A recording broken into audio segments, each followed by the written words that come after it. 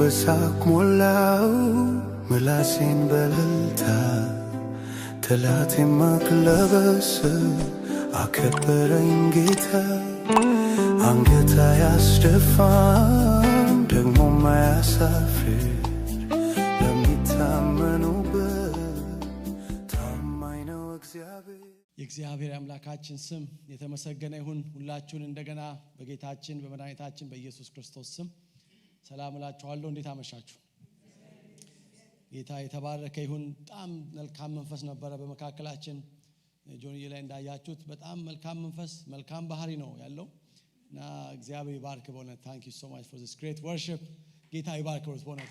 ይሁን ጸጋ ነው ያለው። እግዚአብሔር ይመስገን።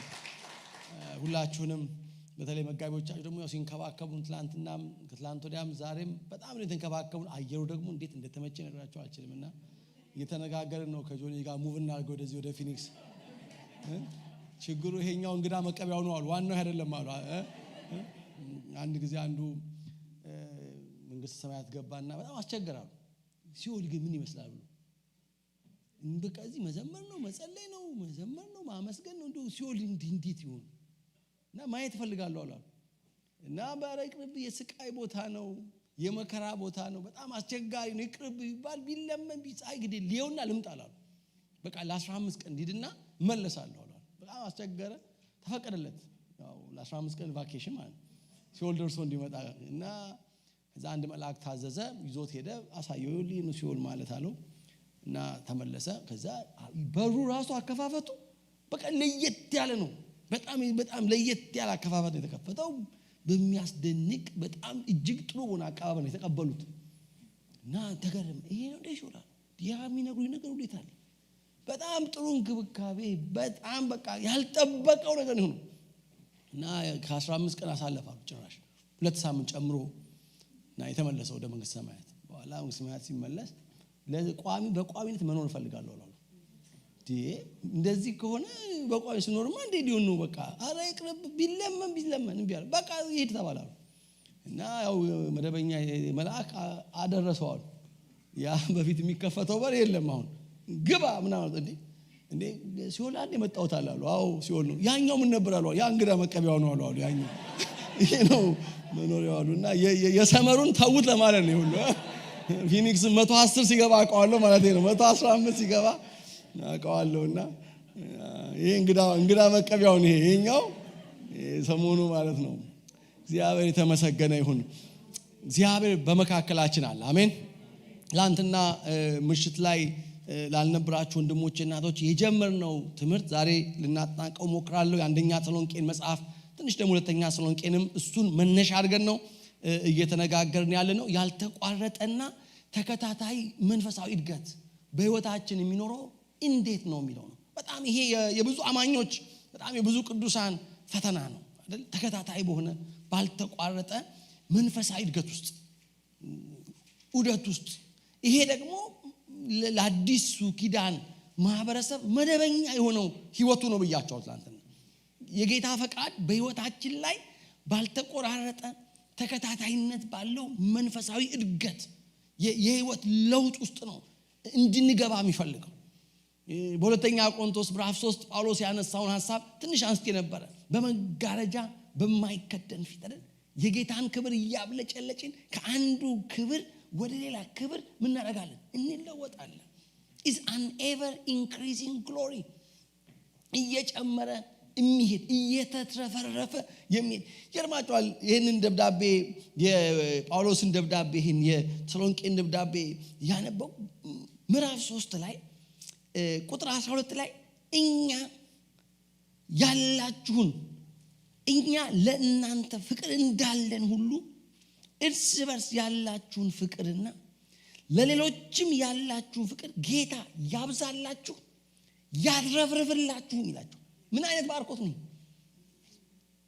ልክ እኛ ለእናንተ ፍቅር እንዳለን ሁሉ እናንተም እርስ በርስ ያላችሁን ፍቅር አንዳችሁ ለአንዳችሁ ያላችሁን ፍቅር ብቻ ሳይሆን ለሌሎች በመቄዶንያ በአካያ ለሚገኙ ቅዱሳን ሁሉ ያላችሁን ይሄንን ፍቅራችሁን ምን ያርገው?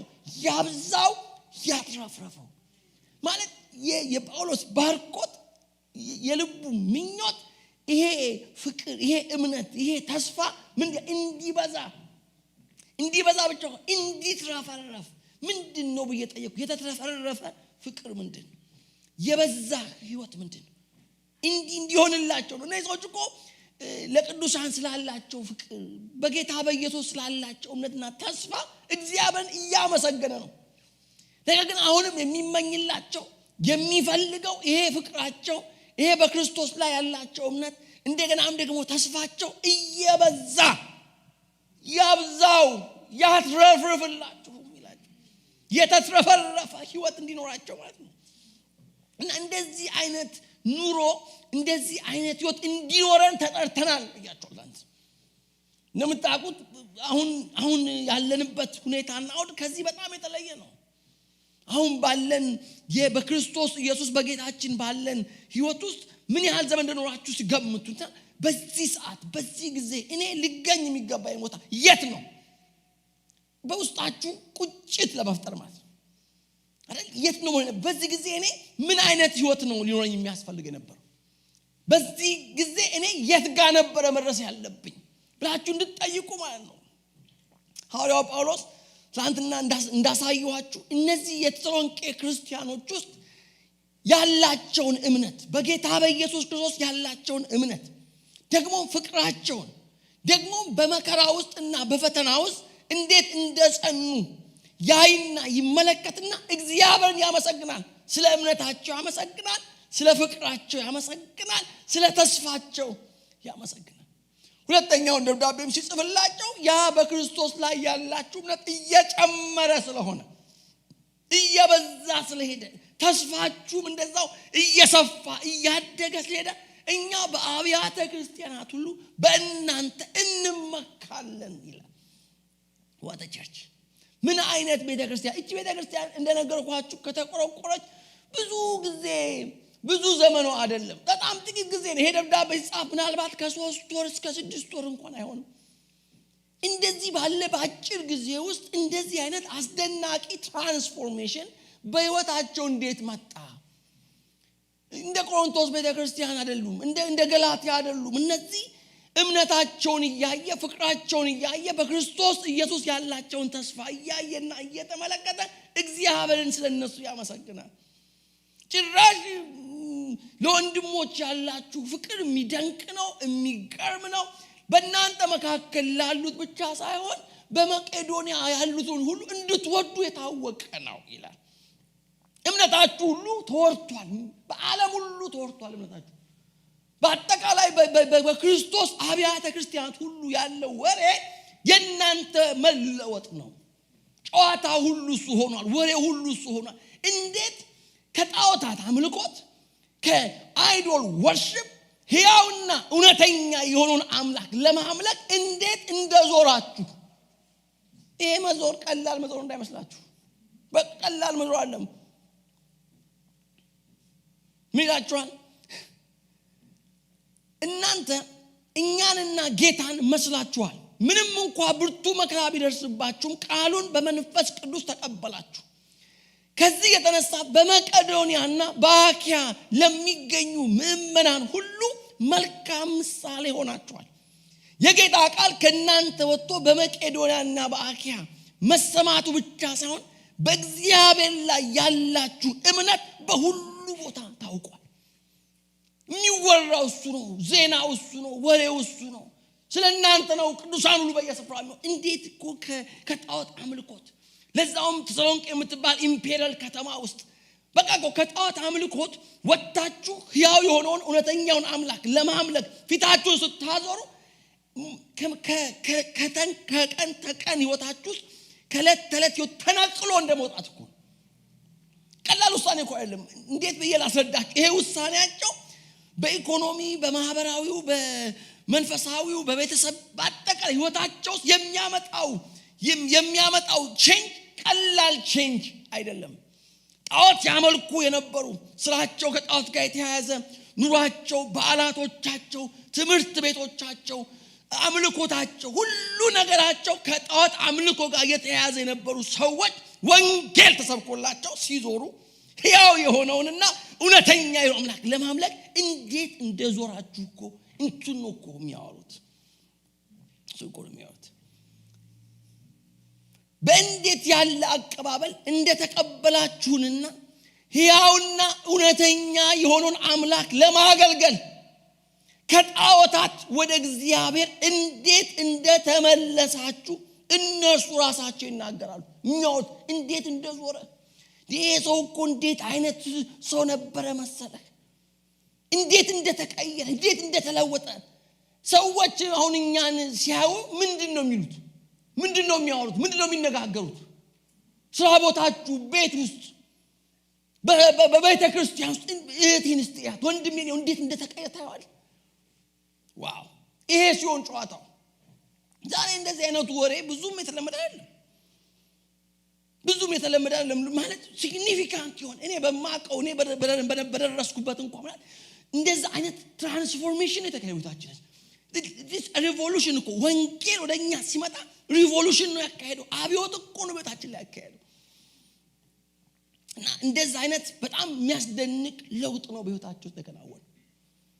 ይሄ ደግሞ የአንድ ጊዜ የአንድ ወቅት ሳይሆን እያደገ የሚሄድ እየጨመረ የሚሄድ እየበዛ የሚሄድ አይነት ለውጥ ነው። እንደነገርኳችሁ ሁለተኛውን ደብዳቤ ሲጽፍላቸው የሚጽፍላቸው እምነታችሁ እያደገ ስለሆነ ፍቅራችሁም እየጨመረ ተስፋችሁና ጽናታችሁ ትዕግስታችሁም ሁሉ ይላል። ምክንያቱም በብዙ አይነት ፈተና ውስጥ ያለፉት ጳውሎስ እንደምታውቁት ድንገት ነው ከመካከላችሁ ሄደው። ለምሳሌ አሁን አላለም ነገ ስትመጡ እኔን ጆኒን አሁን እዚህ ባታገኙ ለምሳሌ ይሄዱ አይ ነገር ግር ተነስቶ በቃ ለመቆየት እዚህ አካባቢ ማጅ ተፈጠረና በፍጥነት ከዚህ አካባቢ እንዲሄዱ እንዲወጡ አደረግናችሁ ቢሏችሁ ለምሳሌ ማለት እንደዛ ነው የሆነው። ድንገት ነው እንትን የተነሳው ስደቱ የተነሳው። ስለዚህ በችኮላና በጥልፊያ ልክ እናት ከእናት ልጅነት እንደሚነጥቁ አይነት ወጣት ነው የወጡት። እና ጳውሎስ ከወጣ በኋላ ጭንቀቱ እነዚህ በወንጌል የዳኑ አማኞች በዛ መከራና ፈተና ውስጥ ጸንተው ይሆን ወይ? ጸንተው ይሆን? ቁጥር 17 ምዕራፍ 2 ላይ ነገር ግን ወንድሞች ሆይ እኛ በልባችን ሳይሆን በአካል ለጥቂት ጊዜ ከናንተ ብንለይም ለናንተ ካለን ታላቅ ናፍቆት የተነሳ ፊታችሁን ለማየት በብርቱ ጥረት አደረግን። ድንገት የወጣ ነው፣ ድንገት የተለየናችሁ። እኛ በአካል ብንለያችሁም በልባችን ስላልነበረ ለናንተ ካለን ታላቅ ፍቅር ወይም ናፍቆት የተነሳ ፊታችሁን ለማየት ብርቱ ጥረት አደረግን። ቁጥር 18 ላይ ወደ እናንተ ለመምጣት ፈልገን ነበር። ተመልሰው ሄደው ሊያዩአቸው ማለት። ነገር ግን ሰይጣን አዘገየን። ምን እንደገጠመው አይታወቅም። ለመመለስ ሁሉ ሄደው እንደገና ለማየት በምን ሁኔታ ውስጥ እንዳሉ ለማወቅ ፍላጎት ነበረው፣ መሻት ነበረው፣ ጥረት ነበረው። ብርቱ ጥረት አድርገናል ይላል። ምን እንዳደረጉ በዝርዝር አይታወቅም። ግን በጣም ፍላጎት ነበረው። ሄዶ እጂ አዲስ ቤተክርስቲያን ገና 2 ወር 3 ወር ያልሞላት በጣም ገና ልጅ የሆነች ቤተክርስቲያን ይሄንን ተግዳሮትና ፈተና ትቋቋመዋለች ወይ? ቁጥር 9 ከጌታችን ኢየሱስ ሲመጣ በእርሱ ፊት ተስፋችን ወይም ደስታችን ወይም አክሊላችን ማን ነው? እናንተ አይደላችሁምን? በእርግጥም ክብራችንና ደስታችን ናችሁ። ምዕራፍ 3 ቁጥር 1 ላይ ስለዚህ መታገስ ስላልቻልን ለጊዜው በአቴና ብቻችንን መቅረት መልካም መስሎታል። አሁን አቴና ከተማ ላይ ሆኖ በተሰሎንቄ ምን እየተካሄደ እንዳለ ይከታተላል ማለት ነው። ቁጥር 2 ምዕራፍ 3 ቁጥር 2 ላይ በእምነታችሁ እንዲያጸናችሁና እንዲያበረታችሁ ወንድማችንን በክርስቶስ ወንጌል ሥራ ከኛ ጋር የእግዚአብሔር አገልጋይ የሆነውን ጢሞቴዎስ ምን አደረግ ነው? ላክ ነው። ይኸውም በዚህ ፈተና ማንም እንዳይነው። ፈተናው ምን አይነት ነው ማለት ከባድ ነው ማለት ነው። በቀላሉ የሚቋቋሙት ሊያልፉት የሚችሉት ቀላል የሚባል ፈተና አይደለም። በርግጥ ከናንተ ጋር በነበርንበት ጊዜ መከራ እንደሚደርስብን በየጊዜው እንነግራችሁ ነበር። እንደምታውቁትም እንዲሁ ደግሞ ሆኗል። ስለዚህ ምንም መታገስ ባልቻልኩኝ ጊዜ ስለ እምነታችሁ ለማወቅ ብዬ ላኩት ጢሞቴዎስን። ይህን ያደረኩት ምናልባት ፈታኙ ፈትኗችሁ ድካማችን ሁሉ ከንቱ ሆኗል ብዬ ስለፈራሁ ነው። በቃ ያ ድካም ያ ስራ እንዲሁ ዝም ብሎ ዋጋ አጥቶ መና ሆኖ ቀርቶ ይሆን ወይ? በፈተናው ምክንያት፣ በስደቱ ምክንያት፣ በመጣባቸው ብርቱ ሰልፍ ምክንያት ከእምነት ተንሸራተው ወድቀው ይሆን ወይ? ፈታኙ ፈትኗቸው ፈተናውን ማለፍ አቅቷቸው ይሆን ወይ ብዬ ፈርቼ ነው ጢሞቴዎስ። እኔም ጥረት አድርጌያለሁ፣ ሞክሬያለሁ። ሰይጣን ግን አሰጋየኝ። ከዛ ጢሞቴዎስን ደግሞ የላክነው ደግሞ እንዴት እንዳላችሁ በእምነት እንዳላችሁ እንዴት እንደሆናችሁ እንዲነግረን ፈልገን ነው ይላል። ሪፖርቱን ስሙ። ምዕራፍ 3 ቁጥር 6 ላይ አሁን ግን ጢሞቴዎስ ከናንተ ዘንድ ወደኛ መጥቶ ስለ እምነታችሁና ስለ ፍቅራችሁ መልካም ዜና አሰማን። አሜን። አይገርምም? መልካም ዜና አሰምቶናል። ደግሞም እኛን ሁሉ ጊዜ በመልካም እንደምታስታውሱንና እኛ እናንተን ለማየት የምንናፍቀውን ያክል እናንተም እኛን ለማየት እንደምትናፍቁ ነግሮናል። ስለዚህ ወንድሞች ሆይ በጭንቀታችንና በመከራችን ሁሉ በእምነታችሁ ምክንያት በእናንተ ተጽናናል። በጌታ ጸንታችሁ ስለቆማችሁ በእርግጥ አሁን በሕይወት እንኖራለን። ምን አይነት አገልጋይ ነው? በሕይወት እንኖራለን። እናንተ በእምነት ስለቆማችሁ በእናንተ ምክንያት በአምላካችን ፊት ስላገኘነው ደስታ ሁሉ ለእግዚአብሔር ምን ያህል ምስጋና ልናቀርብ እንችላለን? ምን ያህል ነው የምናመሰግነው? ምስሉ በእምነት ቆመዋል፣ ጸንተዋል፣ ፈተናውን ተቋቁመውታል፣ አልፈውታል። ጭራሽ እነሱ አሁን እናንተን እየናፈቋችሁ ነው የሚለውን ዜናና ሪፖርት በደረሰን በሰማን ጊዜ ለእግዚአብሔር ምን ያክል ምስጋና ልናቀርብ እንችላለን? እግዚአብሔር የተመሰገነ ይሁን። ምንድነው እንዲህ አይነት ጠንካራ ህይወት፣ እንዲህ አይነት ያልተቋረጠና ተከታታይ እድገት ያገኙት ለምንድን ነው የሚል ነበር ለና ጥያቄያችን። አንዱ ያየነው ትላንትና እነዚህ ቅዱሳን ጋር ወንጌል ሲመጣ ወንጌል ወደ እነሱ የመጣበት መንገድ፣ እነሱም ደግሞ ወንጌሉን የተቀበሉበት መንገድ በጣም የሚገርም ነው። ምዕራፍ 1 ቁጥር 4 ላይ በእግዚአብሔር የተወደዳችሁ ወንድሞች ሆይ እርሱ እንደመረጣችሁ እናውቃለን። ምክንያቱም ወንጌላችን ወደ እናንተ የመጣው በኃይልና በመንፈስ ቅዱስ በብዙ መረዳት እንጂ በቃል ብቻ አይደለም። when the gospel come to you, የእግዚአብሔር መንግስት ወንጌል ሲመጣ with the power of the spirit ነው የመጣው፣ with the demonstration of the power of the spirit። ጳውሎስ እኮ ለቆሮንቶስ የሚያችለው እምነታችሁ በሰው ጥበብ ላይ እንዳይሆን በእናንተ መካከል ስኖር ሳገለግል ስብከቴም ትምህርቴም መንፈስና ኃይል በመግለጥ ነበር እንጂ በሚያባብል ጥበባዊ ቃል አልነበረም። ሲመጣ ቃል ብቻ አይደለም የመጣው፣ በኃይል ነው የመጣው ይላቸው። በኃይል ነው የመጣው። ቁጥር 6 እናንተ እኛንና ጌታን መስላችኋል። ምንም እንኳን ብርቱ መከራ ቢደርስባችሁም ቃሉን በመንፈስ ቅዱስ ደስታ ተቀበላችሁ። የተቀበላችሁት በደስታ ነው። ይሄ የመንፈስ ቅዱስ ደስታ ይሄ ጊዜያዊኛ በመብል በመጠጥ በልዩ ምክንያት የምናገኘው አይነት ደስታ አይደለም። ስትቀበሉት በፈንጠዝያ ነው፣ በደስታ ነው የተቀበላችሁት። በመንፈስ ቅዱስ ደስታ ነው የተቀበላችሁት ይላል። ቁጥር 9 በእንዴት ያለ አቀባበል እንደተቀበላችሁንና ይላል። እንዴት አይነት አቀባበል ያደረጋችሁልን፣ እንዴት እንደተቀበላችሁን ይላል።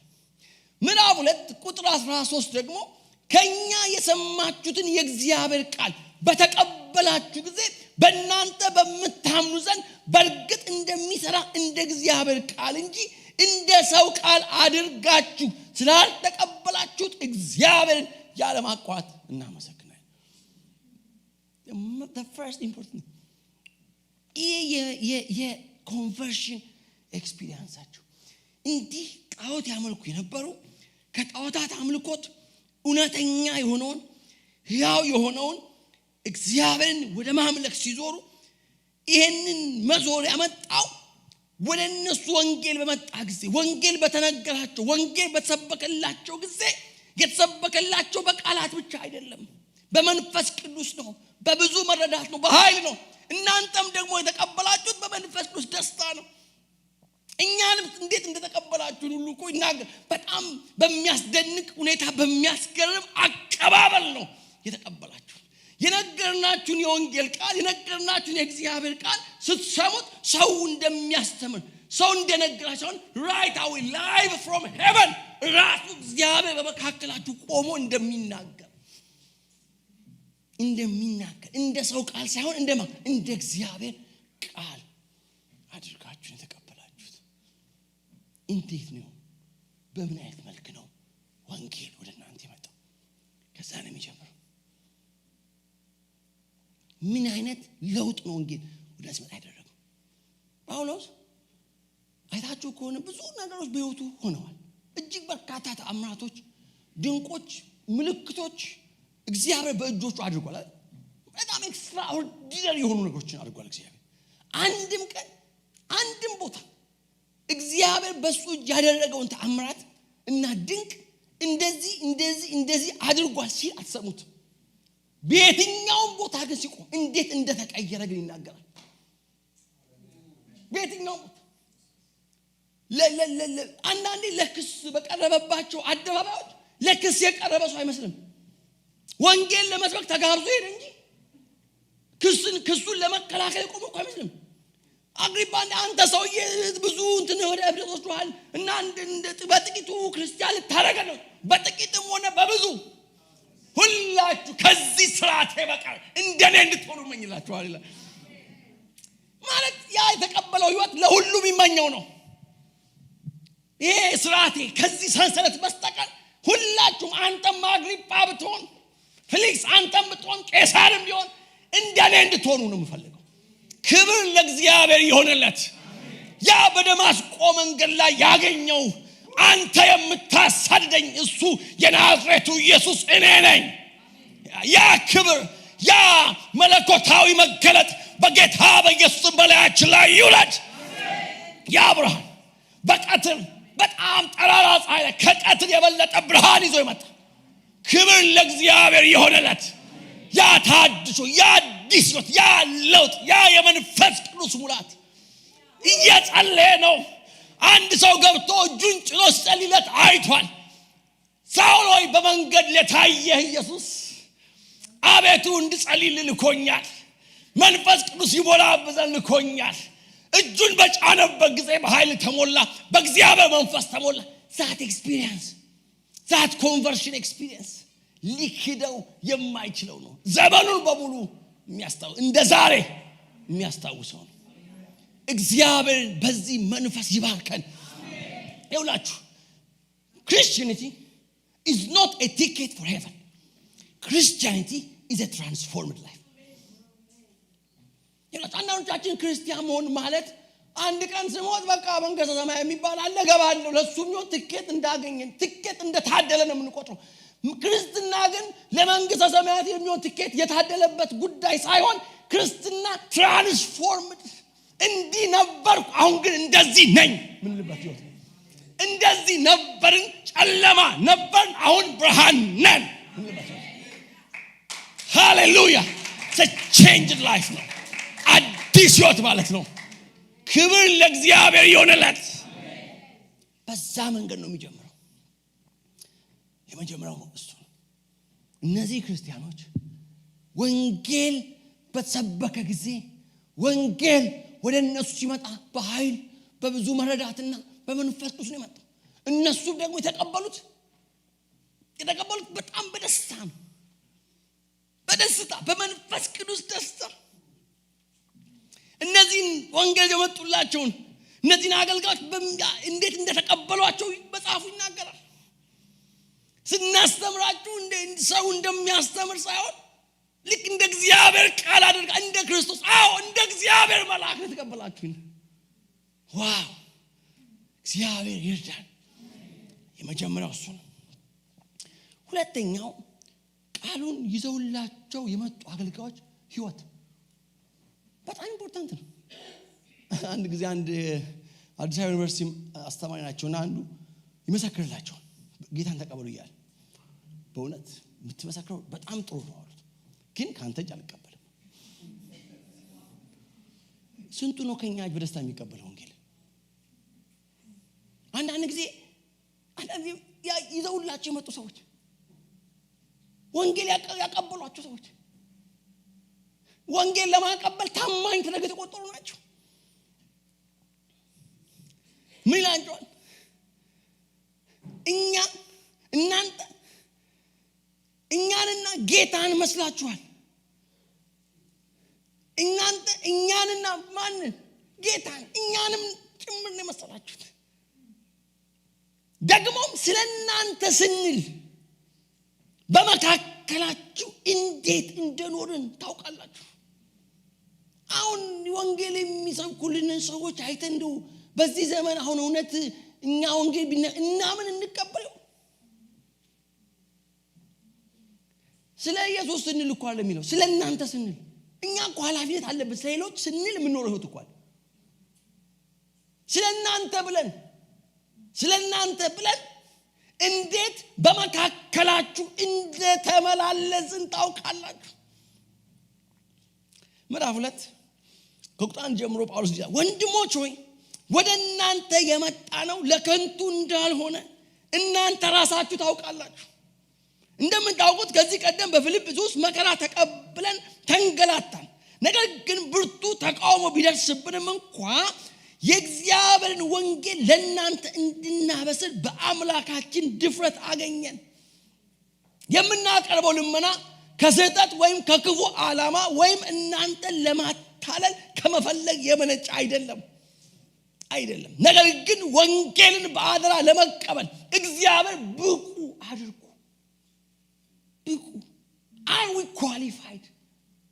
Are we qualified? Are you qualified? እኔ እንደዛ ነኝ። ወንጌልን ለሰው ለማድረስ ብቁ ነው ተብዬ ምቆጣል። እኛ ሰውዬ እኮ እኔ በምንም ተአምር የምትለው ጥሩ ነው፣ የምትነግረኝ ነገር ጥሩ ነው፣ ግን በፈለገው ካንተ ቻው ከሌላ ሰው ነው የምቀበለው። ኳሊፋይድ የሆኑ ሰዎች ወንጌልን ለማቅረብ ወንጌልን ለማድረስ ታማኝ ሆነው ተደርገው የተቆጠሩ ሰዎች እነዛ ሰዎች በእነዚህ ወንድሞችና እህቶች መካከል የኖሩት በጥንቃቄ ነው። ስለ ኢየሱስ ስለናንተ ስንል ወንድሞች ለሌሎች እኮ ብለን የምናደርገው ነገር ብዙ አለ የለም እንዴ? አለ እኮ ስለናንተ ብለን ይህንን የምናደርገው ልባችንን የሚመረምረውን እግዚአብሔር እንጂ ሰውን ደስ ለማሰኘት ብለን አይደለም። የሽንገላ ቃል ከቶ እንዳልተናገርን ወይም ስህተትን ለመሸፈን ብለን አስመሳዮች እንዳልሆነን ታውቃላችሁ። አልነበርንም። አስመሳዮች እውነተኞች ነበርን፣ አስመሳዮች አልነበርንም ይላል። ለዚህም እግዚአብሔር ምስክራችን ነው። ከናንተ ሆነ ከሌሎች ከማንም ከሰው የሚገኘው ክብር አልፈለግንም። ክብር አልፈለግንም። የሽንገላ ቃል ከቶ እንዳልተናገርን ወይም ስህተትን ለመሸፈን ብለን አስመሳዮች እንዳልሆነን ታውቃላችሁ። ለዚህም እግዚአብሔር ምስክራችን ነው። ከናንተ ሆነ ከሌሎች ከማንም ከሰው የሚገኘውን ክብር አልፈለግንም። የክርስቶስ ሐዋርያት እንደመሆናችን መጠን ሸክም በሆንባችሁ ነበር። ነገር ግን እናት ልጇን እንደምትንከባከብ እኛም በመካከላችሁ በየዋህነት ተመላለስ። ዋው ዋት ሞዴል! ምን አይነት ምሳሌነት ያለው ህይወት ነው እነዚህ ያዩት። እንዴት አይሆኑም? እንዲሆኑ የሚያደርግ እኮ በነ ጳውሎስና በጓደኞቹ ያዩት የተመለከቱት እውነተኝነት፣ ንጽህና፣ ፍቅር፣ የዋህነት፣ ትዕግስት፣ ትጋት፣ ታማኝነት ምንም ንጹህ ልብ ምንም ከነሱ አንዳች ሳይፈልጉ ብርም ወርቅም ክብርም ከነሱ ሳይጠብቁ ግን ወንጌል የሚያጋሩ ሰዎች ወንጌል የሚያጋሩ ቁጥር 8 ላይ ምዕራፍ 2 የእግዚአብሔርን ወንጌል ብቻ ሳይሆን ሕይወታችንን ጭምር ልናካፍላችሁ ደስ እስከሚለን ድረስ ወደድናችሁ። በጣም በፍቅር የሚያገለግላችሁ ሰው አይደለም ወንጌልን አይደለም ሌላ ነገር ሕይወቱን ጭምር ሊያጋራችሁ የሚፈልግ አይነት አገልጋይ። ምን አይነት ታማኝ መጋቢዎች ናቸው እነዚህ! ምን አይነት ደጋግ መሪዎች ናቸው እነዚህ! እኔ ጨነቃለሁ ዘንድሮ አንዱ ምጨነቅ አሁን ትውልዱ ኢትዮጵያ ውስጥ የሚያገለግሉት ሰዎች ወት ምን ያህል በጣም የተበላሸ እንደሆነ ያንን ያወቁ ቀን ይሄ ሁሉ ትውልድ ይቆማል ብዬ እፈራለሁ። ይመለስ ይሆን ያፈገፍጉ ይሆን? ታውቃላችሁ እዚህ ሀገር እጅግ በርካታ ወጣቶች ከቤተ ክርስቲያን የሸሹት ጌታን ጠልተው አይደለም፣ ቤተ ክርስቲያንን እንጂ አገልጋዮቹን እንጂ የአገልጋዮቹን አስመሳይነት እንጂ they didn't hate Christ, they hate the church። አብዛኞቹ ሲጠይቁ ለምንድን ነው ከቸርች ሸሻችሁ? ለምን ራቃችሁ? ለምን አማኞች አልሆናችሁ? ለምን በየሰንበቱ በየአትሄዱ ሲባሉ ጌታ ኢየሱስ ስለማንወድ ነው አላሉ። they said we hate the hypocrisy of the church። ብዙ ጊዜ ልጆቻችን ከተወሰነ ዓመታት በኋላ በጌታ መሆን የሚያስፈልገው ቤት ውስጥ የሚያዩት እውነተኛነት የሌለበት ህይወት ስንጸልይ አይሆንም፣ ስንጾም አይሆንም፣ ፍቅር በእኛ ማለት አይሆንም። ቤተ ክርስቲያን ውስጥ ያለውን ጭቅጭቅና ንትርክ ነው የሚያዩት። ጉባኤ ላይ ስንደባደብ ካዩ በኋላ እነዚህ ልጆች በጌታ ይቆማል? ንገሩኝ። መድረክ ላይ አገልጋይ ከአገልጋይ ሲጣላ ማይክ ሲናጠቅ አይተው የሚቆም ትውልድ ሊኖር ይችላል? አይችልም። ማለት እንዴት ያቀተናል? ስለ እናንተ ስንል ስለ ልጆቻችን ቀጣይ የህይወት አፈንታ ስንል እኮ የምንከፍለው ዋጋ አለ። ስለ ክርስቶስ ወንጌል ስንል የምንከፍለው ዋጋ አለ። ስለ እናንተ ብለን ነው እንዴት ሆኖር ነው። ከዚህ የነዚህ አማኞች የህይወት ለውጥና ተከታታይነት ያለው እድገት ምንጩ ወንጌል ያቀበሏቸው ወንጌልን ያደረሱላቸው ሰዎች ውስጥ ያዩት ንጹህ ህይወት። እኛው ዋናው ወንጌል ማን ያለው? እኔም ነኝ አንቺም ነሽ። ሰዎች ያዩሻል፣ ያዩናል። ጌታኒው እንዴት ይባላል እንዴ? እንዴት እኔ ውስጥ የሌለ እኔ ውስጥ ያልተፈጠረ ነገር ለኔ ያልሰራ ነገር ላንተ ይሰራል እንዴት ይቀበሉት? እኔን ያልቀየረ ነገር አንቺን ይቀይርሻል ለምን እንዴት ይቻላል? እኔን እውነተኛ ያላደረገ ወንጌል እንዴት ሌላው እውነተኛ ያደርጋል?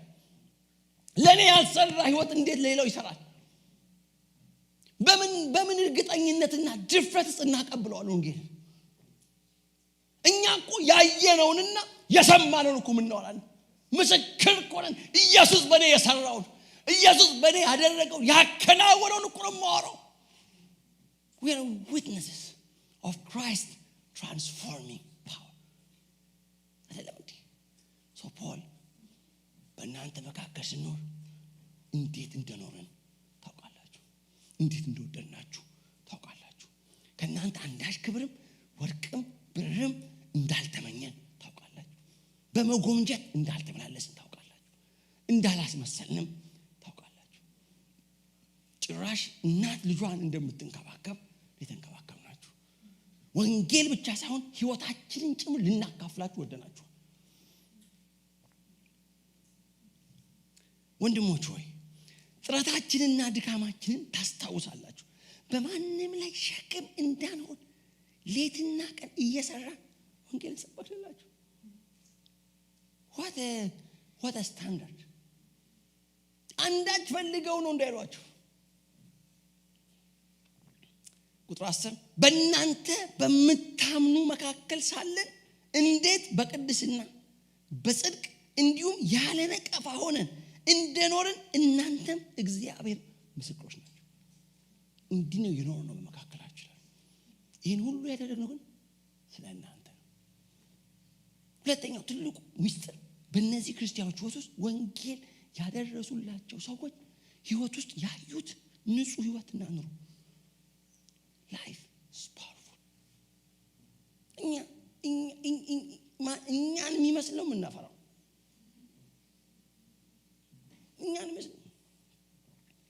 ልጆቻችሁን ስጠይቋቸው ምን አይነት ህይወት ነው ያለኝ ብላችሁ እውነቱን ይነግሯቸው። ብዙ ጊዜ በቃ ልጆቻችን አለን ግን ቤተክርስቲያን ውስጥ ያዩዋቸው ያሳለፏቸው ትራውማቲክ ኤክስፒሪየንስ ቀላል አይመስላችሁ። መኪና ውስጥ የምንጫወተው ምናወራው ቤት ውስጥ ልጆቹ ወዲያ ወዲህ ያሉ አማኝ ካማኝ የሚናገር አንዱ የሚለው ልጆቹ ይሰማሉ። we hate all of the hypocrisy of the church. That's what the study shows. ጥናቱ የሚያሳየው ይሄ ነው። አብዛኛዎቹ ወጣቶች አብዛኛዎቹ አሁን their 40s 50s ያሉ ከቸርች በብዙ የራቁ የዚህ ሀገር ልጆች ሲጠየቁ የመለሱት እንዴ አሁን እስቲ የሚወጡትን ዜናዎች ይሉ ግራ እኮ ነው የሚገባችሁ። መጋቢዎቹ ትልልቅ ስም ትልልቅ እንዴ ስታፍ ብታውቁት አንድ አፖሎጄቲክ ልጄ በጣም ተወደዋለች። በጣም የምትከታተለው እሱን ስብከቶች እና እሱ ከሞተ በኋላ ብዙ ነገር ወጣሰሱ እና እኔ አንብቤ አልነገርኳትም። እንዴት ብዬ ነግራታለሁ? እንዴት እንደምትወደው እንዴት ስብከቱ እንደምትሰማ ልነግራቸው አልችልም። ላውራት ልነግራት እንዲኮ ታገኘ ብዬ ልላት አልቻልኩም። እና ዝም በቃ ምን እንደምል ታጠፋኝ ማለት ከአመት በኋላ ነው ያየችው። አባቢ is that true አለች። is that true it was not easy to explain ለማለት ቀላል ነበር። ይሄ እውነት ነው is that true how so I have to explain ቀላል አይመስላችሁ። እነዚህ ነገሮች እነዚህ ልጆች እንዴት እንደሚያላሏቸው ይሄ ነገር ሽወዳ ሳይሆን አይቀርም እንዲሉ ያደርጋቸው። ይሄ ነገር ትክክል አይመስልም። አንድ ጊዜ ጠቅላይ ሚኒስትር ባቹን ፕራይም ሚኒስትር መለስ ዜናዊ የአዲስ አበባ ዩኒቨርሲቲ መምህራን ሰብስበው ያወያዩ ነበር እና አንድ የፊዚክስ አስተማሪ ወይም ብቻ ነው ይሉኛል እጅ አወጡ። እኔ በወጣትነት እድሜ አደገኛ የሀፓ ታጋይ ነበርኩ ለፕራይም ሚኒስትሩ የሚነግሯቸው ታጋይ ነበርኩ። በጣም ከልቤ እውነት ነው ብዬ አምኜበት ታገል ነበር። ቀስ እያልኩ እንትኔ እየጨመረ ያላለም እርከን እየጨመረ ወደ ከፍተኛ አመራሮቹ ጋር እና በእነሱ መሃል ወደ መስራት ደረስኩ እና ነገሩን እኔ ከልብ ይዤው ነበርና በኋላ አንዳንዶች እንደ የምረረከው እንዲያሉኝ አሉ። አጠጋቸው እውነት አሁን ወንጌል ለአንተ የምር ነው ወይ በሉት። ንገሩት ወንጌል የምር ጉዳይ ነው ወይ ንገሩት። ወይስ at the periphery of your life ያለ ወይም በህይወት ማዕከላዊ ጉዳይ ነው የምትሞትለት የምትኖርለት ህይወትን የምትሰጥለት ጉዳይ ነው ወይስ እንደ ነገሩ ያስከው ነገር? እና እኔ ከዛ ጊዜ ጀምሮ ፖለቲካ የሚባላሉ ሽወዳ ይመስለኛል አሏቸው ለጠቅላይ ሚኒስትሩ።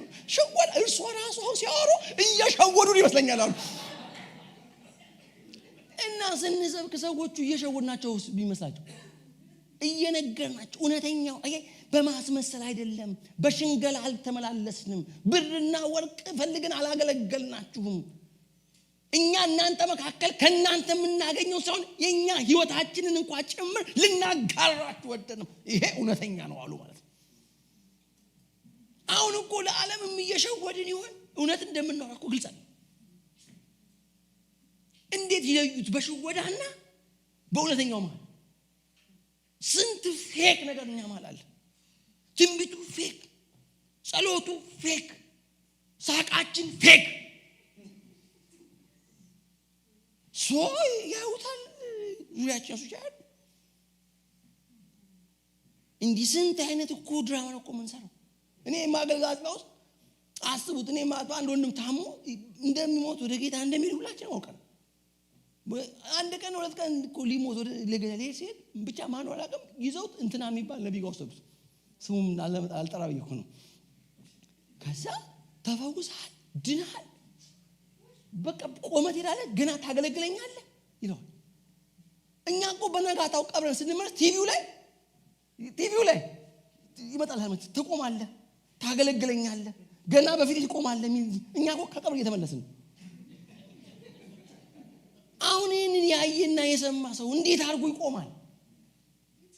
እንዴት ወንጌል እውነት ነው ብሎ ይላል? እንዴት ትክክል ነው ብሎ ይላል? ስለዚህ የኛ ህይወትና ኑሮ በሌሎች ውስጥ የሚያመጣው ጫና ትንሽ አይደለም። ሐዋርያው በእናንተ መካከል ስንመላለስ እንዴት እንደኖርን እንዴት ተጠንቀን እንደኖርን የምንጠነቀቀው እንደው ጌታን እንዳናሳዝን ብቻ አይደለም እኮ ነው። አያችሁ? እና ለእናንተም ስንል እናንተም ጸንታችሁ በወንጌል እንድትቆሙ ስንል ለእናንተም ጭምር እያሰብን ነው እንጂ በዚህ መጠንና በዚህ ልክ እውነተኛውን ትምህርት እኛ መያዛችን በምን ይታወቃል? የምን ይዛችሁታል? ግን are you serious about the gospel? Is not the gospel at the periphery of your life? የህይወታችሁ ዋና ነው ወይ?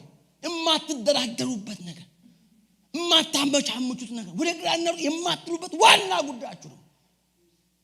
አንዳንድ ጊዜ አንዳንድ ቦታ ሲሄድ ይጠይቁኛል፣ እንዴት ነው ግን አንተ ከህክምና ሙያ ወደ ወንጌል ሰባኪ የመጣው?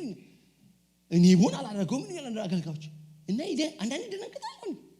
ለምን ነው ማለት ቆይ እንዴት ነው ወንጌል እንዴት ነው ሐኪም ከመሆን የሚያንሰው? ወንጌል ሰባኪ መሆን እንዴት ነው የሚያንሰው? ንገሩኝ፣ እንዴት ነው የሚያንሰው?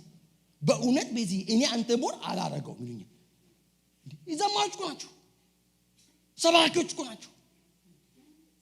እና እነዚህ ሰዎች ዝማይና ስብከት እውነተኛ አይሁን በምን ላቆች ነው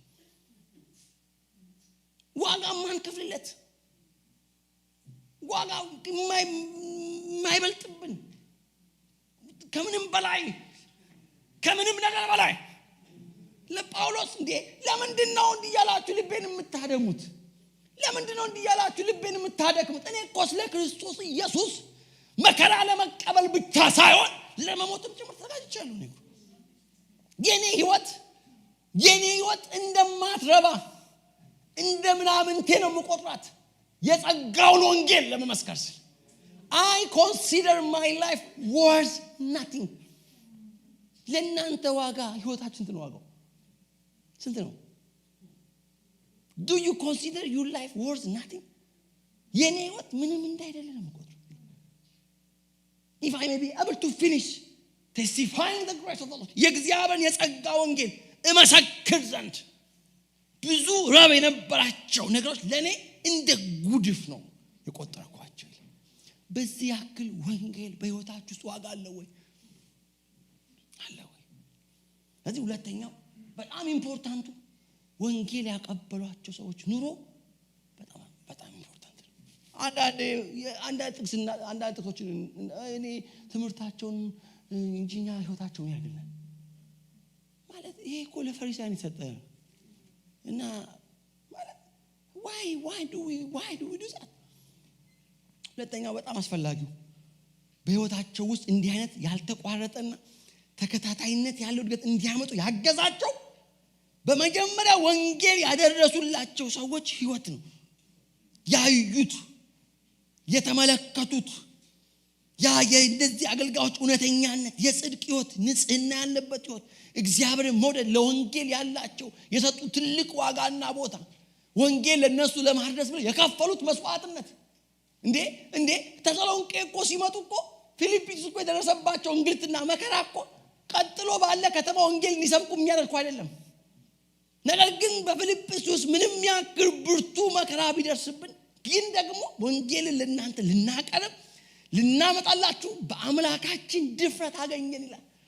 ደፈርን ማለት ቀደም ብሎ የደረሰባቸው መከራ እኮ ዝም እንዲሉ እንዲያፈገፍጉ ወንጌል እንዳይሰብኩ ሊያደርግ የሚችል አይነት ብርቱ መከራ ነው ፊልጵስዩስ ላይ ያጋጠማቸው። ግን በአምላካችን ደፈርን ይላል። ሶስተኛው እነዚህ አገልጋዮች የሰጧቸው ትምህርት ኢንስትራክሽንስ ምንድነው ያስቀሩት? ምንድነው ያላስተማሯቸው?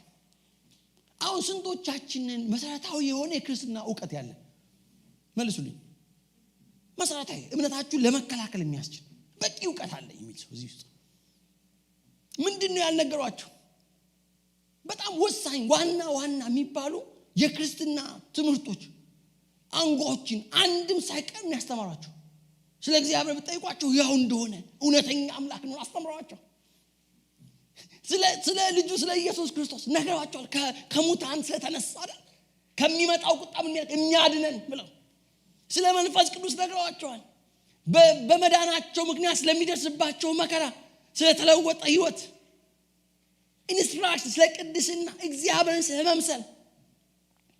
ወንድሞቼ እናቶቼ እኛ እኮ ከትምህርት ከሸሸን ቆየን፣ በጣም ቆየን እኮ። መሰረታዊ ነገር እኮ መነጋገር ያቆምነው የዛሬ 30 ዓመት እኮ ኢትዮጵያ ቤተክርስቲያን። ስንቶቻችሁ በየጉባኤዎቻችን ስለ እግዚአብሔር አብ፣ ስለ እግዚአብሔር ወልድ፣ ስለ እግዚአብሔር መንፈስ ቅዱስ፣ ስለ ቤተ ክርስቲያን እንዴ አሁን ፈተና ቢሰጠን እኛ እዚህ ያለን ብንፈተን አንድ ጊዜ የአጥቢያ ቤተ ክርስቲያን ውስጥ እኛ የነበርኩበት ብዙ ጊዜ ዶክትሪን እናስተምራቸዋለን። ከዛ ቀጥለን ደግሞ ደቀ መዝሙር፣ ከዛ እንደሱ ነበር። በአንድ ወቅት ብቻ በሆነ ምክንያት የዶክትሪን ክላስ ቀረ። ደህንነት ይማራል፣ ከዛ ደቀ መዝሙር፣ ከዛ አገልጋይ። አረ ይሄ ነገር እንዴት ነው ለምን እስቲ ቼክ እና ብለን ግማሹ ኦንሊ ጂሰስ ነው እዛው ነው ማለት ነው፣ ግማሹ ጆቫ ዊትነስ ነው፣ ግማሽ ማለት እምነቱ ስትፈትኑት አብ ወልድ መንፈስ ቅዱስ አንድ አምላክ ነው፣ ኢየሱስ ሰው ነው አምላክ ነው የሚለው በትክክል የሚያስረዳ ሰው እኮ ማን ይከበርኩ እንዲያውን እዚህ ውስጥ እውነት እስቲ ይፈተሽ። እንደው እስቲ ኤግዛም ስጡና ይዩት ሰውን የምን እኮ ነው ማለት ይዩት ትደነግጣላችሁ። መሰረታዊ የሆኑ ጉዳዮች ሳልቬሽን ደህንነት የሚመለከት ቤተክርስቲያን ምንድነው የመጨረሻው ስለሚመጣ ስለሚገለጠው ኢየሱስ ሐዋርያው ጳውሎስ እኮ ስለ ጌታችንና ስለ መምጣት እኮ በጥልቅ ነው የሚያስተምራቸው። ስለ ትንሣኤ ሙታን፣ ስለ ዘላለም ፍርድ፣ ስለ እግዚአብሔር አብ እውነተኛ ሕያው አምላክ እንደሆነ፣ ስለ እርሱ ልጅ ስለ ጌታችን ስለ መድኃኒታችን ስለ ኢየሱስ ክርስቶስ ሞትና ትንሣኤ ከሚመጣ ቁጣ ምንም የሚያድን መሆኑን፣ መንፈስ ቅዱስ የሚባል ነገር መኖሩን። ለአንዳንዱ ሰው እኮ መንፈስ ቅዱስ እኮ እንግዳ ነው፣ እንግዳ እኮ ነው፣ በጣም እኮ ነው የሚያስደነግጠው። እንዴ እኔ የነበረኝን ጉጉት አስታውሳለሁ በመንፈስ ቅዱስ ለመሞላት።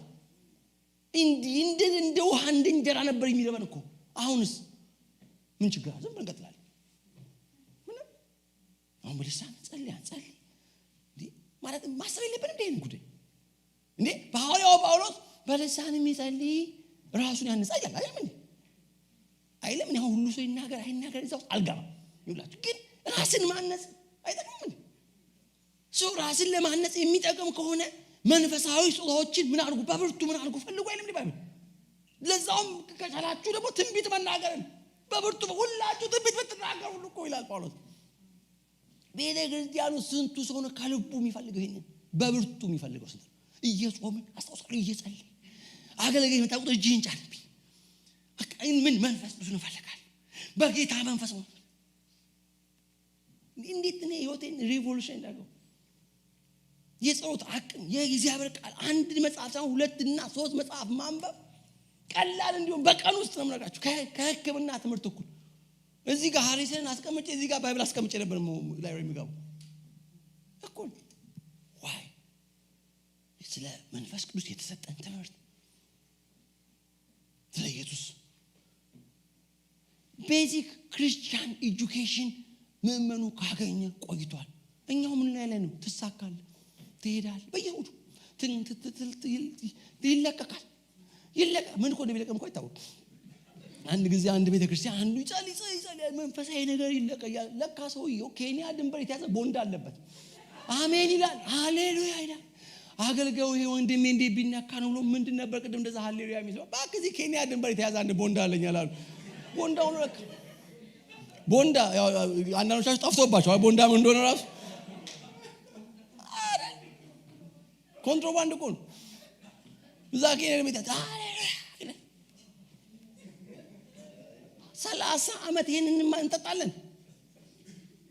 አሁንም ይሄን እንፈልጋለን። ደግሞ አንዲት ወደፊት የማያንፏቅቅ ነገር ይሄ ነው የሚባል መሰረታዊ ለውጥ በህይወታችን የማያመጣ ጉዳይ መቼ ነው ስርዓት ባለው መንገድ ቁጭ ብለን የእግዚአብሔርን ቃል የምናጠናው? አስተምረናችኋል ይላሉ ጳውሎስ ምዕራፍ 4 ላይ። በቀረውስ ወንድሞቼ ቁጥር 1 ላይ እግዚአብሔርን ደስ ለማሰኘት እንዴት መኖር እንደሚገባችሁ አስተምረናችኋል። ዊቶት አስተምራችሁ ማለት በመካከላችሁ ሲኖር መከራ እንደሚደርስባችሁ ነገራችሁ ነበር። ያልነገሯቸው የለም። ከእግዚአብሔር ከሆነ ምክር በህይወታቸው ያስቀሩት ምንም ጉዳይ የለም። ነገራችሁ ነበር። እኔ የሚገርመኝ ይሄን ሁሉ በ3 ሳምንት በ3 ወር ውስጥ እንዴት ከፈር እንዳደረገው ራሱ ይገርመኛል። ምክንያቱም አያችሁ ለነሱ አገልግሎት በጣም ኢንቴንሲቲ አለ። ቀንም ሌሊትም ነው የሚነግሯቸው። ቀንም ሌሊትም ምን አይነት ትጋት ነው ይሄ? በእንደዚህ አይነት መልክ ነው ያስተማሯቸው ያሰለጠኗቸው። ስለዚህ የተቀበሉት የወንጌል ትምህርት አለ። ለምንድን ነው እነዚህ ሰዎች ህይወት እንደዚህ አይነት ተከታታይነትና ያልተቋረጠ እድገት ውስጥ የገባው ካላችሁ ከነዚህ አገልጋዮች የተቀበሉት ትምህርት አለ። ዛሬ ለትምህርት ያለን አፕታይት ስንት ነው? ምን ያህል ነው? አንድ ቸርች አንድ ሲሄድ አንድ ወንድም ከቸርች ቀራሉ። ምን ሲባል በቃ ትምህርት ብቻ ነው እንዲያለው።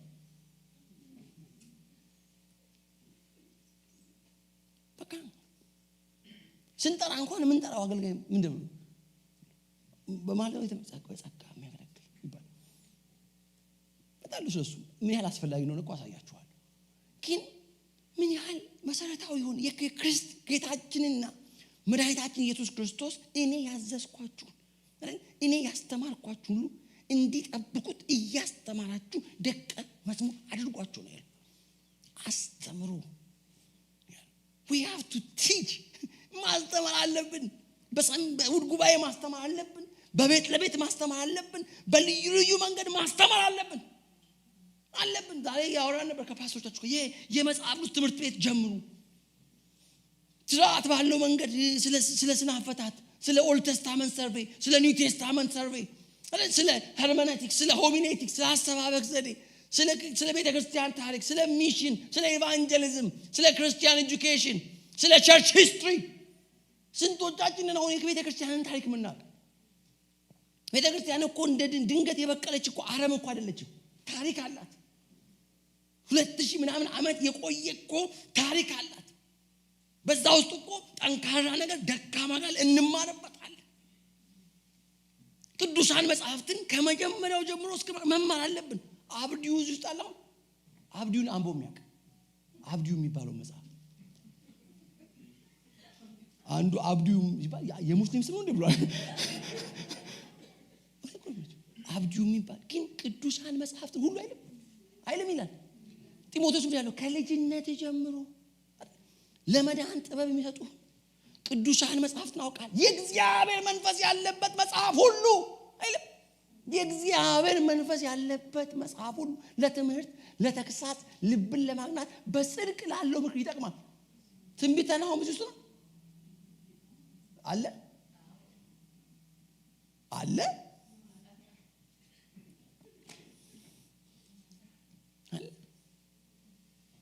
ማን ቅዱሳን መጽሐፍ ስንት ነገር እናነብልን።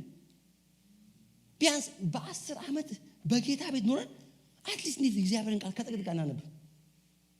እኔ አንዳንድ ሰው በአመት የሚያነብሰዋል 2 የሚያነብሰው አውቃለሁ በአመት ውስጥ።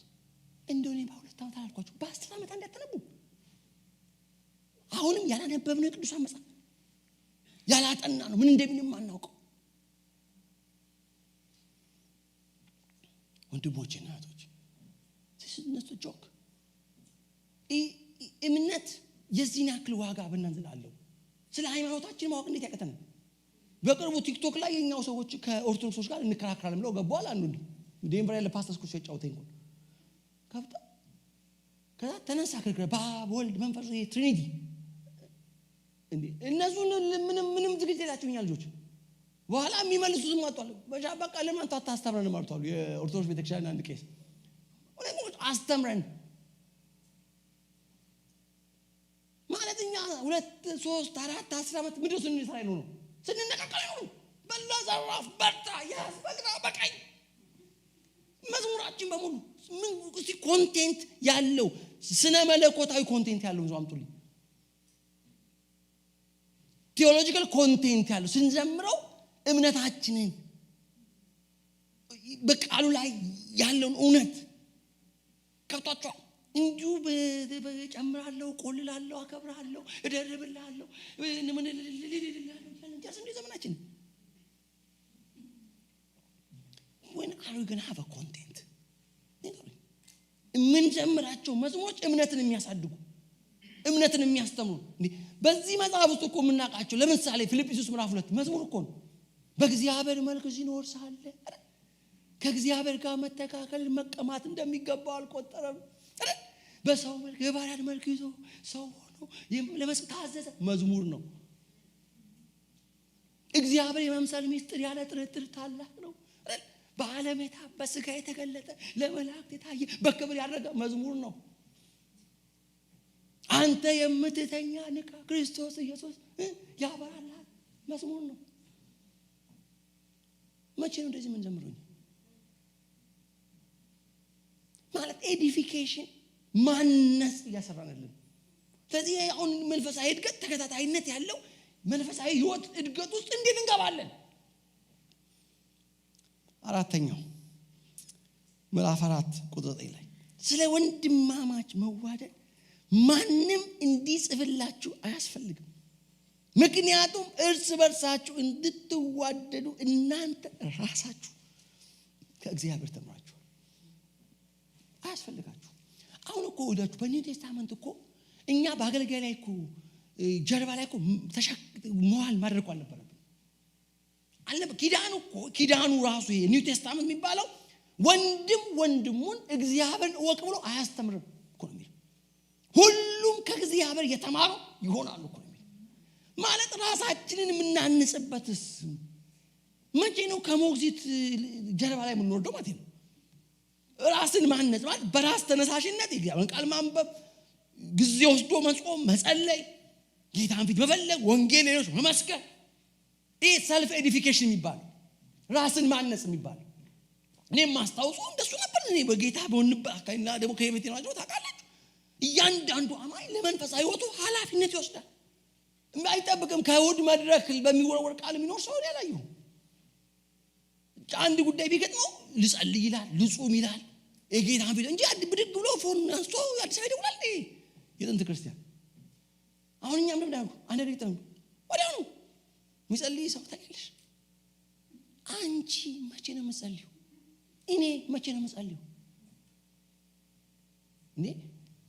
እናንተ ስለ ወንድማማች መዋደድ እንዲጻፍላችሁ አያስፈልጋችሁም ለምን እናንተ ራሳችሁ እንድትዋደዱ ከእግዚአብሔር ምን ብላችኋል ራሳችሁ እኔ ራሴ ከሆነ ሰው ከሆነ አገልጋይ መጽሐፍ ሲናገር እናንተ ከቅዱሱ ቅባት ተቀብላችኋልና ማንም እንዲያስተምራችሁ አያስፈልጋችሁ ይሄ ማለት አገልጋይ ያስፈልግም ነው ይሄው ያስተማርኩ አይደለም እንዴ ያሉት ግን ምን ይያለን ነው እኛም ውስጥ አስተማሪ መንፈስ አለ ማለት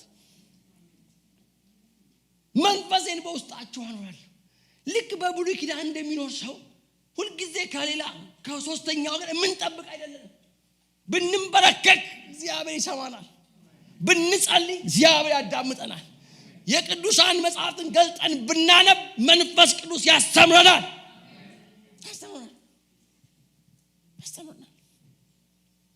ምክንያቱም ኪዳኑ ራሱ ያ ነው መንፈሴን በውስጣቸው አኖራለሁ አይደል ኃጢአታቸውን ከእንግዲህ ወዲህ አላስብም ወንድም ወንድሙን እግዚአብሔርን ወቅ ብሎ አያስተምረው ከታናሹ ጀምሮ እስከ ታላቁ ሁሉም ያውቁኛል አለ እግዚአብሔር ያውቁኛል አውቀዋለሁ እውቀት ከሰው አይመጣም ከውስጥ እንጂ አትጠራጠሩት እግዚአብሔርን በግሌ አውቀዋለሁ ወይ do I have that experience of God ያ እግዚአብሔርን ድምፁን ሰማለሁ መጽሐፍ ሲናገር መጋቢዎች ድምፁን ይሰማሉ ነቢያት ድምፁን ይሰማሉ እናንተንም ያሰሟችኋል ብለሚለው በጎቼ ድምፄን ይሰማሉ ይከተሉኛል my sheep ይሰሙኛል መቼ ነው ጌታ እንዲህ አለኝ እኮ ምትሉት ጌታ እኮ እንዲህ ተናገረኝ ወንድሜ ስላንተ እግዚአብሔር እንዲህ ይለኛል አንቺ ራስሽ ብትዩ መቼ ነው እኔ ራሴ ምለው መቼ ነው በዚህ ሳምንት ጸልይ እኮ እግዚአብሔር እንዲያሳይ እግዚአብሔር በዚህ መንገድ ሂዳለኝ ከዚህ ነገር ራስን ጠብቃለኝ እግዚአብሔር እኮ ፊት ጸልይ እንዲህ የሚል ቃል ሰጠኝ እግዚአብሔር። ይሄ ቀርቶ ከተቀባይ ብቻ አገልጋዮቹም ደግሞ ተመልጧቸዋል። እኔ አለምን አንድ አገልጋይ ሲናገር እናንተ ዝም ብላችሁ ስሩ አለ። ዝም ብላችሁ ስሩ ብቻ መባት አስቀሩ አለ። ብቻ አስራት አይቀር እኛ እንጸልይላችኋል አለ። ለምን ምጸልይልኝ? እናንተ ብቻ ስሩ፣ እናንተ ብቻ ገንዘቡን አምጡ፣ እናንተ ብቻ በቃ ዶላሩን ላኩ፣ ችግር የለም እኔ 24 ሰዓት ተንበረከክልሻለሁ። አንቺ ደግሞ ሃሌሉያ ተንበረከክልኝ፣ እግዚአብሔር ሰው ተንበረከክልኝ። አንቺ የምትንበረከኪው መቼ ነው? እኔ የምንበረከከው መቼ ነው? የብሬን እኮ ነው የምጠይቃችሁ። መቼ ነው የምንበረከከው እኛ? መቼ ነው? እንዲህ አይነት ህይወት እንዲህ አይነት ወንጌላውያን እንዲህ ከየት የተማሩ? ወንጌላውያን ይሄን ከየት ነው ያመጣችሁት? ወንጌላውያን እኮ ያስባለ አንዱ እኮ እኛ በቀጥታ ጌታን ማግኘት እንችላለን እኮ ብለን አይደል? እኛ አክሰስ አለን። ሁሉም በመንፈስ ወደ እግዚአብሔር መግባት አለው። ሁላችን የእግዚአብሔር ልጆች ነን። እንካስ ልጆች ሆነ ወራሾች ነን። እንዴ ማን ነው ቢዝነስ ክላስ ውስጥ ያለው? ማን ነው ኢኮኖሚ ክላስ ውስጥ ያለው? አሁን እኮ ለጥቆ ነው አገልጋዩ ምናምን የተቀባው ቢዝነስ ክላስ ተጓዥ ነው። ሳቸው ምን አይባላል? እኛስ ኢኮኖሚ ክላስ አለ የሚባል ነገር አለ። በእግዚአብሔር መንግስት አለ። ሁላችን እርስ በርሳችን ወንድማማቾች ናቸው አይደል? በእግዚአብሔር ፊት እናንተ ዋጋ የላችሁም። ድምጻችሁን አይፈልገውም እግዚአብሔር። ፊታችሁን አይፈልገውም እግዚአብሔር። ንገሩኝ አይፈልገውም ወይ? አሁን እናንተ እውነት አሁን ልጃችሁ ቤት ውስጥ ያለ ልጅ እኔ ማየን እንኳን ቀጥታ ሄጄ ባወራት ደስ አይለኝም። ሁሌ አንቺ ሰራተኛዋን ሂጂልኝ ቢላችሁ አታፍሩ? አታዝኑ? ልጃችሁ እናንተን ጠጋ ብሎ ቀርቦ ተሻሽቶ ተላፍቶ አባቢ ማሚ ካላላችሁ በሰራተኛዋ በኩል እየመጣ ቢያነጋግራችሁ ይሄ ልጅ ነው እንዴ ነው የምትሉት? ይሄ ልጅ ዲኤንኤው ይመርመር ነው የምትሉት? እንዴት ነው የኔ ልጅ እኔን መቅጠጋት የሚያስጠቃት? እኔን መቅረብ፣ እኔን መጠየቅ፣ ከኔ ፊት መምጣት፣ የምፈልገው መታለኔ መንገር፣ ከኔ መቀበል እንዴት ነው የኔ ልጅ የሚያስጠቃት? ባቢ ብላ ነው አልተራሽ እዚህ ላይ ወላይ ምናምን ልጄም ቢሆን ምን ሆኖ ተላፍቶ ምናምን ነው እንጂ እንዴ እኛ እኮ ልጆች ነን። እኛ እኮ እንድንቀርብ ኢየሱስ እኮ ለኛ ዋጋ ከፈለ። እናውን እኛ አገልጋዮች እኛን ተኩን እንዲተኩን እኮ አልነበረም እንዲያሰለጥኑ እንጂ ኳስ ሜዳ ገብቶ አሰልጣኝ ይጫወታል እንዴ? ይጫወታል እንዴ? አይጫወትም።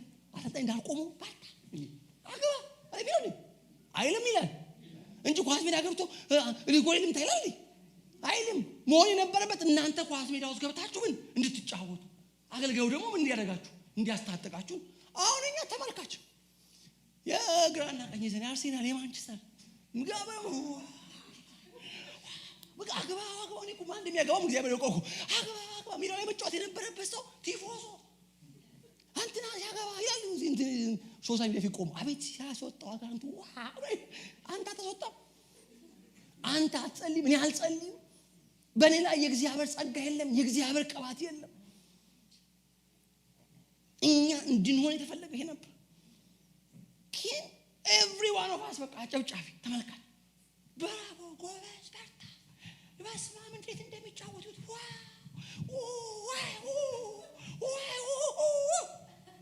እኛ እንዲህ ነው። እኛ ራሳችን ኳስ ሜዳ ውስጥ መግባት ሲገባ that's why we're called for. We are all missionaries. እንዲህ መጀመሪያዎቹ ክርስቲያኖች እኮ እንዲህ ነበሩ። ዝም የማይሉ የሚጸልዩ፣ በጸሎት የሚተጉ፣ በሐዋርያት ትምህርት የሚተጉ፣ እንጀራ በቁርስ የሚተጉ፣ በየቀኑ በቤትና በመቅደስ የሚተጉ እኮ ነበሩ።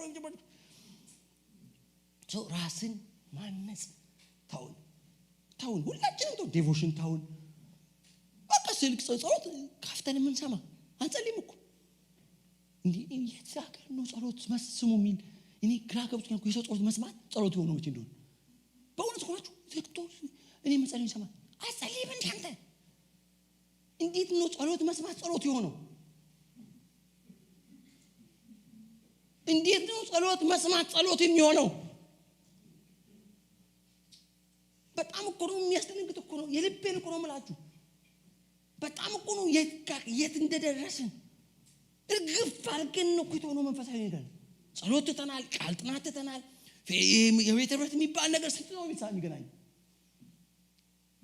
እና አሁን ይሄ ተከታታይነት ያለው ያልተቋረጠ መንፈሳዊ እድገት እንዴት እናገኛለን? እንዴት እናገኛለን? አምስተኛ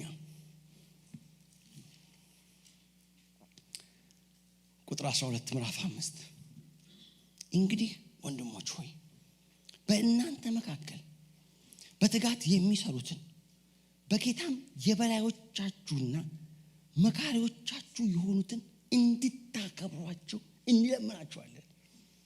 ስለ ስራቸው በፍቅር እጅግ አክብሯቸው። በጣም እኮ አሁን ሌላው ደግሞ በጣም አስፈላጊ ነገር እኛ መካከል ያሉትን ይውላችሁ ባይብል በእናንተ መካከል ነው የሚለው። ይሄ እኮ በጣም ኢምፖርታንት። አብረውን እዚህ በእኛ መካከል እንዲያገለግሉን በትጋት እንዲሰሩ በጌታ ምኖች የሆኑትን በጌታም የበላዮቻችሁ እና መካሪዎቻችሁ የሆኑትን እንዴ አሁን እኛ እኮ በመካከላችሁ ያሉትን አገልጋዮች መሪዎች እኮ ማክበር እኮ አቁመናል። ይላችሁ በጣም መንፈሳዊ እድገት ውስጥ የሚኖሩ ሰዎች በመካከላችሁ ያሉትን ነው የሚለው። አዲስ አበባ ያሉትን ይላል፣ ዲሲ ያሉትን ይላል። እግዚአብሔር በእኛው መካከል እዚህ እንዲህ አይ ሪሜምበር ዛሬ ስታንዱ አንዱ ኦዲዮ ፕሮግራም የናይጄሪያው ሰባኪ መጥተው ከኋላ እንትን ላይ ቆሞ አንዱ እኮ ጓደኛዬ ነው ዘሄድ የሚነግረኝ ከኋላ እንዲህ ወንበር ላይ እንዲቆሙ ፓፓ መፈጠሩን እኮ አያውቁም። ሰውየው መፈጠሩን አያውቁም። አጠገቡ ያሉትን የሚጸልዩለትን የሚመክሩትን የሚያጥኑ ሰዎች ሳያከብር ዋጋ ሳይሰጥ ላላየው ሰውየው ትክክለኛው ነው በጽድቅ ነው አይኑ የማያውቀውን ሰው ምን አይነት ርግማን ነው?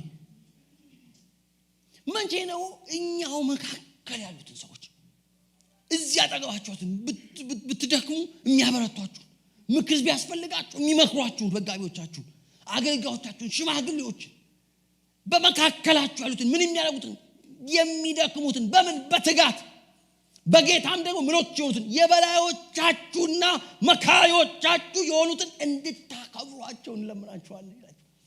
ኦነር አድርጓቸው ይላል። ለዛውም ስለ ስራቸው በፍቅር እጅግ አክብሯቸው ይላል። ዛሬ ይላችሁ ሎካል ቸርች ሊደርሺፕ ሀስዶስ ባሉ የአጥቢያ ቤተክርስቲያን መጋቢዎችና ሽማግሌዎች በምዕመኖቻቸው ልባቸው እንደሚያዝን በማንም እንደማያዝን እንገራችሁ። ከልቤ ነው እነዚህ የምታከብሯችሁ የምትወዷችሁ አሉ ተስፋ አደርጋለሁ። ግን አጠቃላይ ማለት 10 ዓመት አጠገቡ ሲያገለግል አንድ ወንድም ፊኒክስ ላይ ከ25 ዓመት አገልግያቸዋለሁ። አንድ ቀን እግዚአብሔር ምስክሬ ነው አለ። አንድ ቀን እስቲ ወንድም ይሄን ያህል አገልግለናል ታንክ ዩ እንደው ለለም እስቲ ዛሬ እስቲ እንደው አንድ ነገር ባረግ ካለባት ግዛል ያላዩ ሰዎች አንድ አገልጋይ ጋበዝኩ አለ። እባክህ ፓስተር ገሌ እንደው ይሄን አገልጋይ እባክህ ነገር እስቲ ስጥልኝ ያማ ሆላኒ ቆይ ነኝ መሐላቸው ስኖር ግን አንድም ሰው ያም ብሎኝ ያቀም ቆልቆ አለጋው ተጣለ እና ለብዙ ዘመን በእኛ መካከል ልጆቻችሁና ጥምቀዋል፣ እናንተ እንደነት አስተምረዋል፣ ድረዋል፣ አበረታተዋል፣ ሐዘናችሁ ላይ ደርሰዋል አይደል? መከራችሁ ውስጥ ገብተዋል፣ ህይወታቸውን ከፍለዋል። እነዚህን መቼ ነው እኛ የምናከብረው? መቼ ነው ዋጋ የምንሰጠው? መቼ ነው አክብረን በፍቅር እናከብራችኋለን የምንላቸው? መቼ ነው? እንደዚህ አይነት ሰሚሲቭ የሆነ ላይፍ ሳይኖራችሁ መንፈሳዊ ህይወታችሁ ያድጋል ብላችሁ እንዳትጠብቁ። ተከታታይነት ያለውና ያልተቋረጠ እድገቶች ለመግባት ሌላው የሚያስፈልገው ሎካል ሊደርሺፕ ኦነርድ መሆን አለበት ያምናለሁ። ዛሬ በቃ የአጥቢያና አጥቢያ ካያሉ ማለት አይመሩትም፣ መንጋውን አይመሩትም። ጳውሎስ ግን ወንድሞች ሆይ አላችሁ በእናንተው መካከል ምን የሚያደርጉ አሉ? በትጋት የሚሰሩ አሉ። በጌታ ምኖቻችሁ ናቸው፣ የበላዮቻችሁ ናቸው። የበላይና የበታች ምን የለበት ቸርች ውስጥ ንገሩኝ። አሁን ደግሞ ገቨርናንስ አያስፈልግም? ያስፈልጋል። የበላዮቻችሁ ማለት እኮ የሚመራና የሚመራ ምን የለበትም እንዴ? አሁን እኮ ሁሉ መሪ ነው። እንዴት ነው የሚሆነው? እንደዚህ ማለት የምንከተለው የምንሰማው በዚህ ሂዱ፣ በዚህ ግቡ፣ በዚህ ውጡ፣ ይሄን አድርጉ፣ ይሄን አታርጉ ሲሉን ምናዳምጣቸው አያስፈልጉንም። ጳውሎስ የበላዮቻችሁ መካሪዎቻችሁ በእናንተ መካከል በትጋት የሚሰሩ እንድታከብሯቸው ስለ ስራቸው በፍቅር እጅግ እንድታከብሯቸው እለምናችኋለሁ ይላል።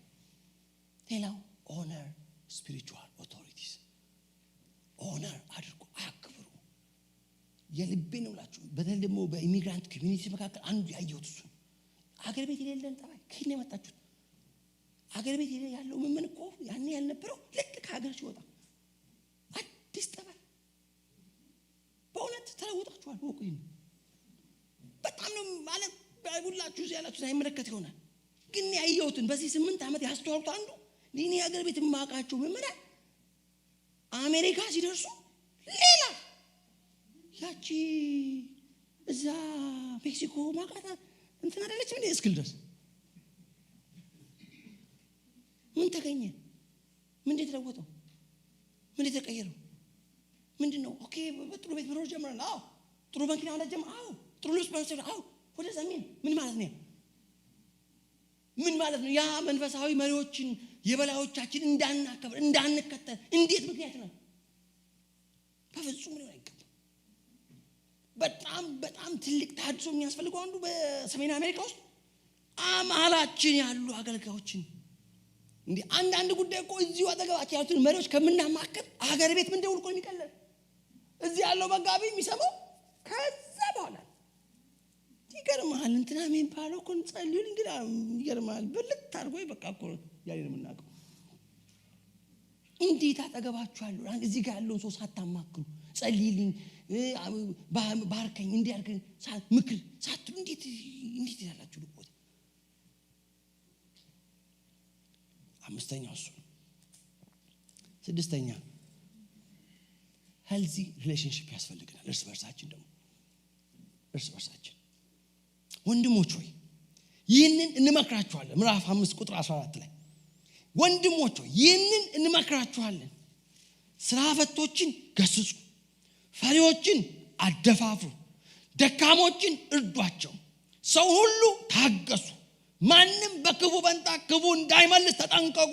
ነገር ግን እርስ በርሳችሁም ሆነ ለሌሎች ሰዎች ሁልጊዜ መልካም የሆነውን ለማድረግ ተጣጣሩ።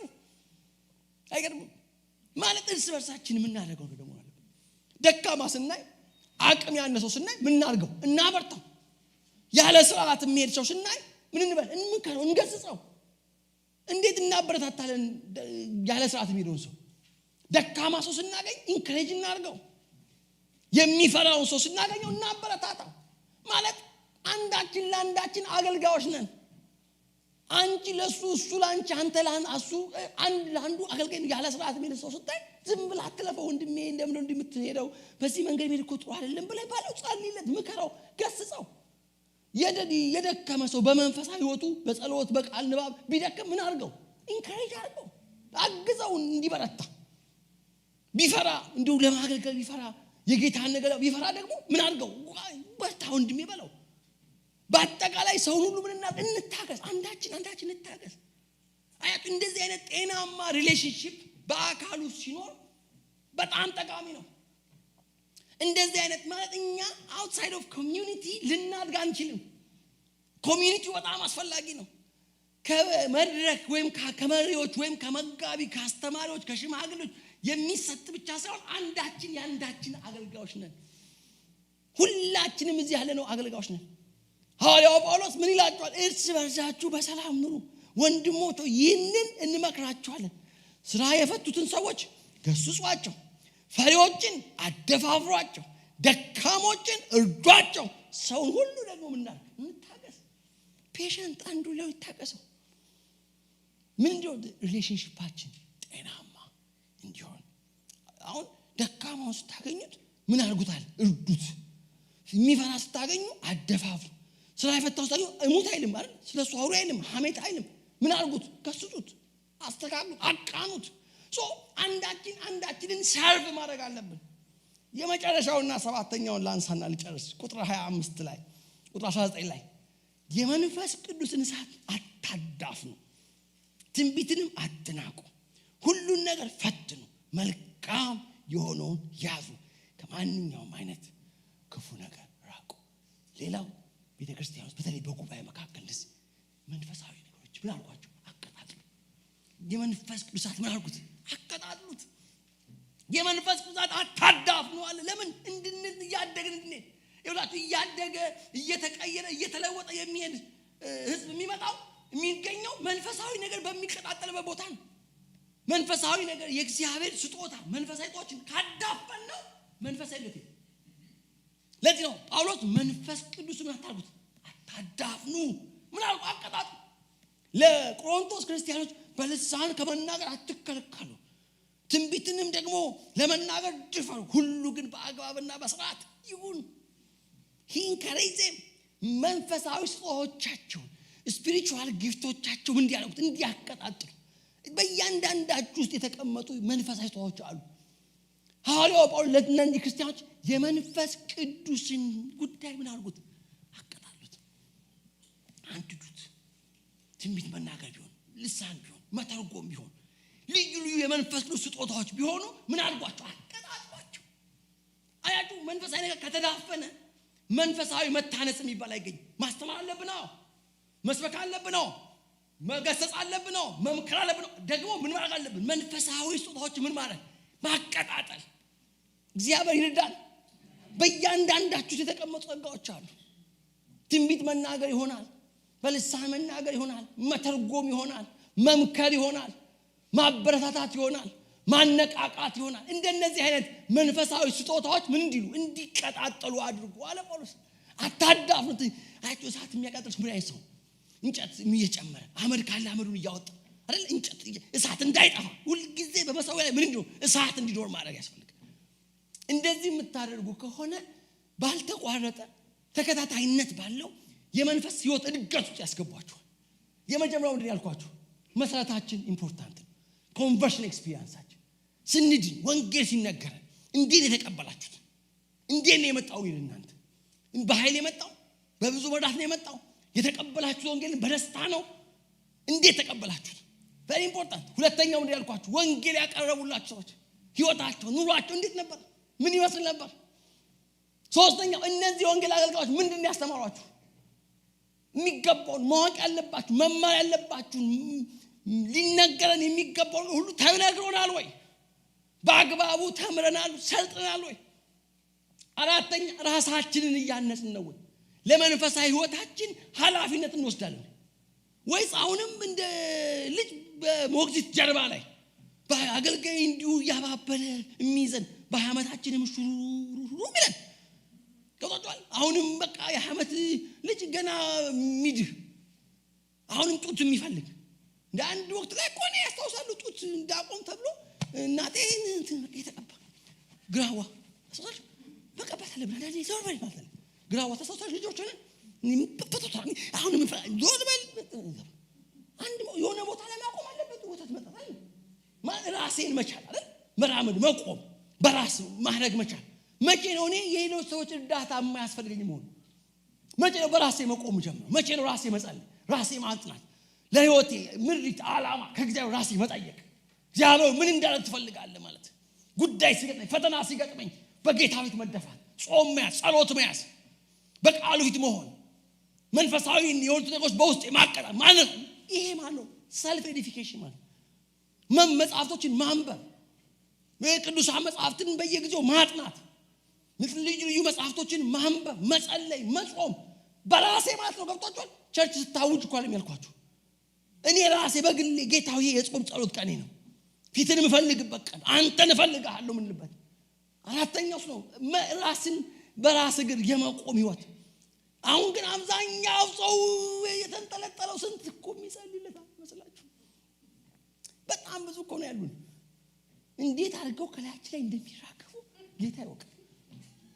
ከላያችን ሲላያቸው ላይ እንደተራቀ እንዴ መቼ ነው እኔ በቃ ራሴ እንጂ እቆማለሁ። ጌታ እኮ ይሰማኛል። እግዚአብሔር ልጅ ነኝ እኔ እጸልያለሁ፣ እጾማለሁ። ክብር ለእግዚአብሔር ይሁን። አሜን። ራስን ችሎ መቆም። አምስተኛው በእኛው መካከል ያሉትን አገልጋዮች ማክበር፣ መስማት፣ ማዳመጥ፣ መታዘዝ ምን ጀምሮ መቼ አረጋግጥላችኋል። ከውጪ ይውላችሁ ይሄ አሁን አንዳንዴ ምግብ ያምራል። የቤት ምግብ አንዳንዴ አይሰለችም። ግን የቤት ምግብ ሁሌ ከሰለቸኝስ ችግር አለ? አሁን እኮ ሬስቶራንት በቃ የሚያስስ የቤት ምግብ የማይጣፍጠው እንዴት ይሆናል? እንዴት ማለት ከሰኞም ማክሰኞም ሮብም ሐሙስም ሬስቶራንት ተፈልተ ትችላለህ? አጠቃላይ ትችላለህ? አጠቃላይ ትችላለህ? አይኑን እያያችሁ አራቱ የቤት ምግብ ይሻላል ማለት የቤት ምግብ ይሻላል። ጤና አትፈልግም ማለት አጣጣቸው ጤና አትፈልግም ማለት ይሁንልኝ ያልኳችሁን አድርጉ እንጂ እዩትና ጤና አትፈልግም ማለት አይበቃም ወይ ሬስቶራንት ምግብ በሉልኝ። እንዴት ነው በውጪ ምግብ ማለት አንድ ቀን እንደው ጥሩ ነው አለ እንደው ቤት ምግብ በሆነ እንደ ሰው ሬስቶራንት ይበላል። የኛ መመል በሰኞ ሬስቶራንት፣ ምሳ ሬስቶራንት፣ ቁርስ ሬስቶራንት፣ ራት ሬስቶራንት፣ ማክሰኞ ቤት ይበላል ሲባል አይ አልፈልግም ሬስቶራንት፣ ሐሙስ ሬስቶራንት እንዴት የሚሆነው? መቼ ነው ሎካል ምግብ የሚጣፍጥ? መቼ እዚህ ጋር የሚሰበኩ የኡድ እዚህ የሚሰብኩ መጋቢዎቻችን በቃ እንደ በቃ እሱ የሚያምር መቼ ነው? ሰኞ ሄደን የምንሰማው ደግሞ መቼ ነው? very important። አሁን ይኸውላችሁ ይሄ ሎካል ሊደርሺፕ ሬስቶርድ ካልሆነ አሁን በያዝነው አካሄድ የትም አንደርስም ነው የምላችሁ። አምስተኛው ያልኳችሁ ስድስተኛው ያልኳችሁ ሄልዚ ሪሌሽንሺፕ ማለት አንዳችሁ የሌላችሁ አገልጋይ ናችሁ። ይሁትና አጠገባችሁ እኔ እኮ ያንተ አገልጋይ ነኝ በሉት። ይሁት እኔ ያንተ አገልጋይ ነኝ በሉት። ደገሙ ነገሩ እጁን ይዛችሁ እኔ ያንተ አገልጋይ ነኝ በሉት። አበረታታለሁ በሉት። ንገሩት። አደፋፍርሃለሁ በሉት። እመክርሃለሁ በሉት። አንዳንዴም ደግሞ እገስጽሃለሁ በሉት። ይሄ አይሰማ ደገሙ። አንዳንዴም እገስጽሃለሁ በሉት። አንዳንዴ አግዝሃለሁ በሉት። ሲደክም አይዞህ አጠገብሃለሁ በሉት። መጸለይ ሲከብድ መጾም ሲያቀት ጥራኝ በሉት። አግዝሃለሁ በሉት። ንገሩት እንጂ ተቀባጫው ንገሩት። አግዝሃለሁ በሉት። እረዳሃለሁ ሲያስፈልግ ጠይቅ ጥራኝ ምናምን በሉት። ሃሌሉያ። አንዳችሁ የሌላችሁ አገልጋዮች ናችሁ። የምትመክሩ፣ የምታበረታቱ፣ የምታደፋፍሩ፣ የምትመክሩ፣ የምትገስጹ ናችሁ። ፋይናሊ ሰባተኛው ያልኳችሁ መንፈሳዊ ስጦታዎች ምን አሉ? አቀጣጥሉ። ምን እንዲህ ሞቅ ያለ ጉባኤ ሳይ አንድ ጊዜ አንድ ወንድም ዛይ ልኬስ ኮሌጅ ይዘፍቃል እየተወራጨ ይዛጋ ይደርስ ምንም ማስተማሩ ሊጨብጡ አልቻሉ። ከዛ ወጡ። ልጄ አሉት ልጄ ሙቀት አስፈላጊ ነው አይደል? ሙቀት ከሌለ ምን ሆናል ማለት ነው? አሁን ሙቀት ከሌለ ምን ሆናል? እኛ ሐኪሞች መጀመሪያ አንዱ ምን ለካው ምንድነው? ምን ነው ሰው እንደ በህይወት ይኑር አይኑር ምን ነው ምን ነው? ይሄው ሙቀት ከቀዘቀዘ እየሄደ ነው አይደል? እንዴ ሙቀት አለው ወታቀባቸው ሙቀት አለው ወታቀባቸው እስቲ ንኩት ያዛውና ሙቀት አለው ወደ እጁን ያዙና ሙቀቱ አለ ያስፈልጋል። ሙቀት ያስፈልጋል። አዎ ሙቀት ጥሩ ነው አሉሳቸው። ግን ትኩሳት ሲሆን ጥሩ አይደለም አሉ። እኔ አቀጣጥሉን ያልኩት እንጂ ገብታችሁ ትኩሳትኝ አላልኩም። ስርዓት ያጣው ጋጦቹ ነው አላልኩም ማለት ነው። ገብታችሁ በመንፈስ አይተዋውታ ቃል ሙቀት ጥሩ ነው አሉሳቸው። ልጄ ግን ይሄ ትኩሳት ነው። ትኩሳት ነው። ስለዚህ መንፈሳዊ ስጦታ አይ ላቭ በጣም ነው የምወደው። በዚህ 3 ወር አጥቢያችን ላይ ዲሲ ይሄው ነበር ጾም ጸሎታችን፣ መንፈሳዊ ስጦታዎችን ማቀጣጠል። ሐዋርያው ጳውሎስ በጣም የሚገርም አስተማሪ፣ እጅግ ግሩም ባላንስ ሊሆነ በጣም ሚዛኑ የሚጠብቅ አስተማሪ፣ ጸሐፊ፣ ሰባኪ። በልሳን ተናገሩ አለ። ትንቢት ከመናገር አትከልከሉ፣ ሁሉ ግን ምን ይሁን በአግባብና በስርዓት። ምን አይነት ባላንስ እንዳትናገሩ ብል ከባድ እንዳማረሹኝ ቢልስ አና እንደፈለኩን ያው እንደ ትምህርታል ብቻ መንፈስ ቅዱስ ላይ መጣ እንጂ እንደፈለኩን የሚል ስብከት አለ የሚል ቃል ሁሉ በአግባብና በምን በስርዓት እንዴ አንዳንድ ሰው እኮ እንዴ ነው እንዴ አግባብና ስርዓት የሚባል ነገር እኮ አለ ቸርች ውስጥ። እንዴ አንዳንዱ ነገር እኮ ከስርዓት ይወጣል ከአግባብ ይወጣል። ስለዚህ መንፈሳዊ ስጦታዎቻችሁን በውስጣችሁ ያሉትን እግዚአብሔር ያስቀምጣችሁ ጸጋው የሌለው እዚህ ውስጥ የለም። ወይ አዳፍናችሁታል፣ በፍርሃት ይሆናል፣ በኃጢአት ምክንያት ይሆናል ችላ ብላችኋል እንጂ መንፈሳዊ ጸጋ የሌለው ሰው እዚህ ቤት የለም።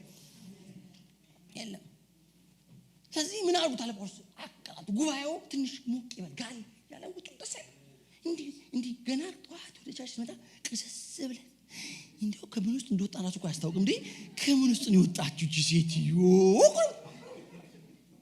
ባሪያ ጳውሎስ ግን በሁሉ ምን ይበላችሁ አመስግኑ አለ ደስ ይበላችሁ ሳታቋርጡ ጸልዩ ይሄ የእግዚአብሔር ፈቃድ በክርስቶስ ኢየሱስ ወደ እናንተ ነው። ስትመጡ ሃቬላራ ታንክ ዩ ሎርድ ስትነቁ ገና እግዚአብሔር ሆይ አመሰግናለሁ ፀሐይ ስለወጣች አመሰግናለሁ ስለነቃሁ አመሰግናለሁ በሕይወት ስላለው አመሰግናለሁ ስለረዳኝ አመሰግናለሁ ስለዳንኩኝ አመሰግናለሁ እግሬ መሬት ስለረገጠ አመሰግናለሁ። በምስጋና ንቁ በዝማሬ ንቁ እየዘመራችሁ ንቁ እያቃዣችሁ አትንቁ። በደንብ አሜን በሉላችሁ ማለት ዲያማኞች ነን። የእግዚአብሔር ፈቃድ በክርስቶስ ኢየሱስ ይሄ ነው። ምን አድርጉ በሁሉ ምን አድርጉ አመስግኑ ደስ ይበላችሁ ሁልጊዜ ደስ ይበላችሁ ሳታቋርጡ ጸልዩ የእግዚአብሔር ፈቃድ በክርስቶስ ኢየሱስ ይሄ ወደ እናንተ ነው። ጩና እንዴስ አሜን በሉስ የእግዚአብሔር ፈቃድ እንድታመሰግኑ በሁሉ አመስግኑ ሁልጊዜ ደስ ይበላችሁ ሳታቋርጡ ጸልዩ ይህ የእግዚአብሔር ፈቃድ። እዚህ ጠዋት ስትመጡ ነገ አሁን እየዘመራችሁ ነው መዝሙር እዚህ አትጀምሩ እዚህ ነው ምንጀምሩ ጸሎት ምንጀምሩ እዚህ ዝማሬ ምንጀምሩ እዚህ ቸርች ዘር እሱም አንድ ወንድም ነበርኛ አንድ ጊዜ ማለት ጉባኤው እስኪያል ድምፁ አይሰማም ምንም ነገር አሜን አይ እልላይ ልክ ስንጨርስ ሃሌሉያ ጉባኤው እና ሁሉ ነው አንተ ሲያሉ ነው የምንጀምረው ሁለት ሳምኑ የት እንደነበረ ቆጣቆጥም ልክ ሲያል ጉባኤው ሃሌሉያ አንተ ሰው የገና ቅድም ማለት ሲገባው ምንም አንዳንዱ ሰው ምን የሚነቃው ጉባኤው ሲያልክ ነው ማለት ሃሌሉያ ያብላችሁ ሃሌሉያ ብለህ ጀምር እንጂ ለሰባኪ አስቸጋሪ ለዘማሪ አስቸጋሪ አንድ ወንድም አንድ ቦታ አላገኝ ይቻላል ብዘምር አለ ብሰብክ አለ አሜን አይሉ አለ እልል አይሉ አለ ምንም አይሉ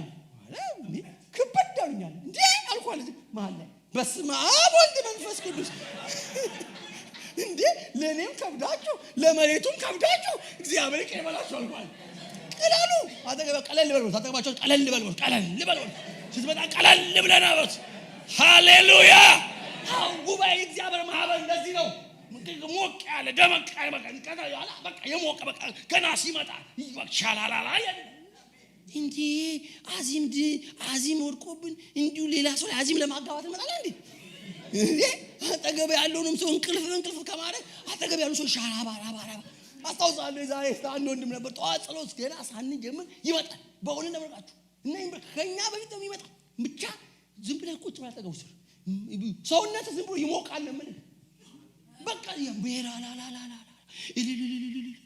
ጌታው ያመሰግናል ጌታው ይባርካል ይቻላል።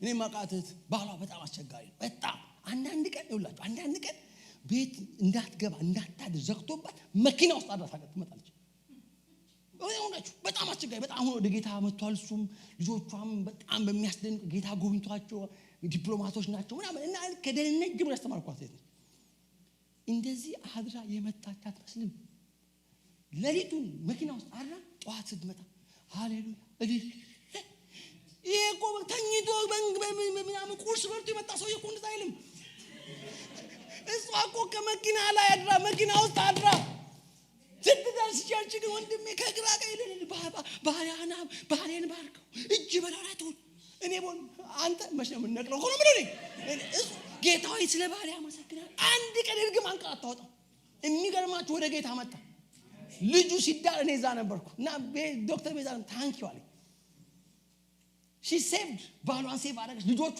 ሁለቱም የጎልድ ሜዳሊስት ስለብሮ አዲስ ዩኒቨርሲቲ አንዷ አሁን ጄኔት ዲፕሎማት ነች አንዷ ምናምን ግን በመስከረ ይመጣ ብታውቁ መረመስ አታየኝም አትመለከተኝም በቃ አታየኝም ማለት ነው ማየት አቆምክ ማለት ነው መመልከት አቆምክ ማለት ነው በቃ እኔን አታየኝም ማለት ነው ምን ይጠቅማችኋል አይን አለ ታያለህ አትሉም እንዴ? ጆሮ አለ ትሰማለህ። ሁሉን በጊዜ ውብ አድርገህ ትሰማዋለህ። ኧረ ለእግዚአብሔር ክብር ይሁንለት። ሃሌሉያ። ማመስገን አመስግኑ፣ አመስግኑ። በሁሉ ምን አድርጉ? አልሰማችሁም? በሁሉ ምን አድርጉ? ሁልጊዜ ምን ይበላችሁ? ሳታቋርጡ ምን አድርጉ? ይሄ የእግዚአብሔር ፈቃድ በክርስቶስ ኢየሱስ ወደ እኔ ነው፣ ወደ አንተ ነው፣ ወደ አንቺ ነው፣ ወደ አንተ ነው፣ ወደ እኛ ነው የገባው። ሰው በደንብ አሜን ይበለኝ። እኛ ነው። ይሄ ነው የእግዚአብሔር ማህበር። እንደዚህ አይነት ጉባኤ ውስጥ እድገት ከጠፋ ታያላችሁ። የሞቀ የተቀጣጠ ሙቀት ያለበት ጉባኤ ያስፈልጋል። ፖሊኔር ረዛት እንደዚህ ካደረግን ያልተቋረጠና ተከታይ የሆነ መንፈሳዊ እድገት ይኖራል። ድገመው። የመጀመሪያው ምንድን ያልኳችሁ? ወንጌልን እንዴት የተቀበላችሁት? ሁለተኛ ወንጌል ያቀበሏችሁ ሰዎች ምን አይነት ነበሩ? ሶስተኛ ምንድን የተማራችሁት? አራተኛ ራሳችሁን አንጹ። አምስተኛ መሪዎቻችሁን አክብሩ። ስድስተኛ አንዳችሁ የሌላችሁ አገልጋይ ሁኑ። ስድስተኛ ሙቀት መንፈስን አቀጣጥሉ፣ አመስግኑ፣ ጸልዩ። ስትመጡ እየዘመራችሁ ነው። ሃሌሉያ። እያመሰግናችሁ እግዚአብሔር ክርስቲያን እኮ የእግዚአብሔር መንግስት እኮ በመንፈስ ቅዱስ ሆነ ምን ደስታ፣ ሰላምና ጽድቅ እንጂ መብላ አይደለችም። ጆይ ዘ ስፒሪት። ችግር የለም አለ፣ ፈተና የለም አለ። በሁሉ ግን ምን አድርጉ?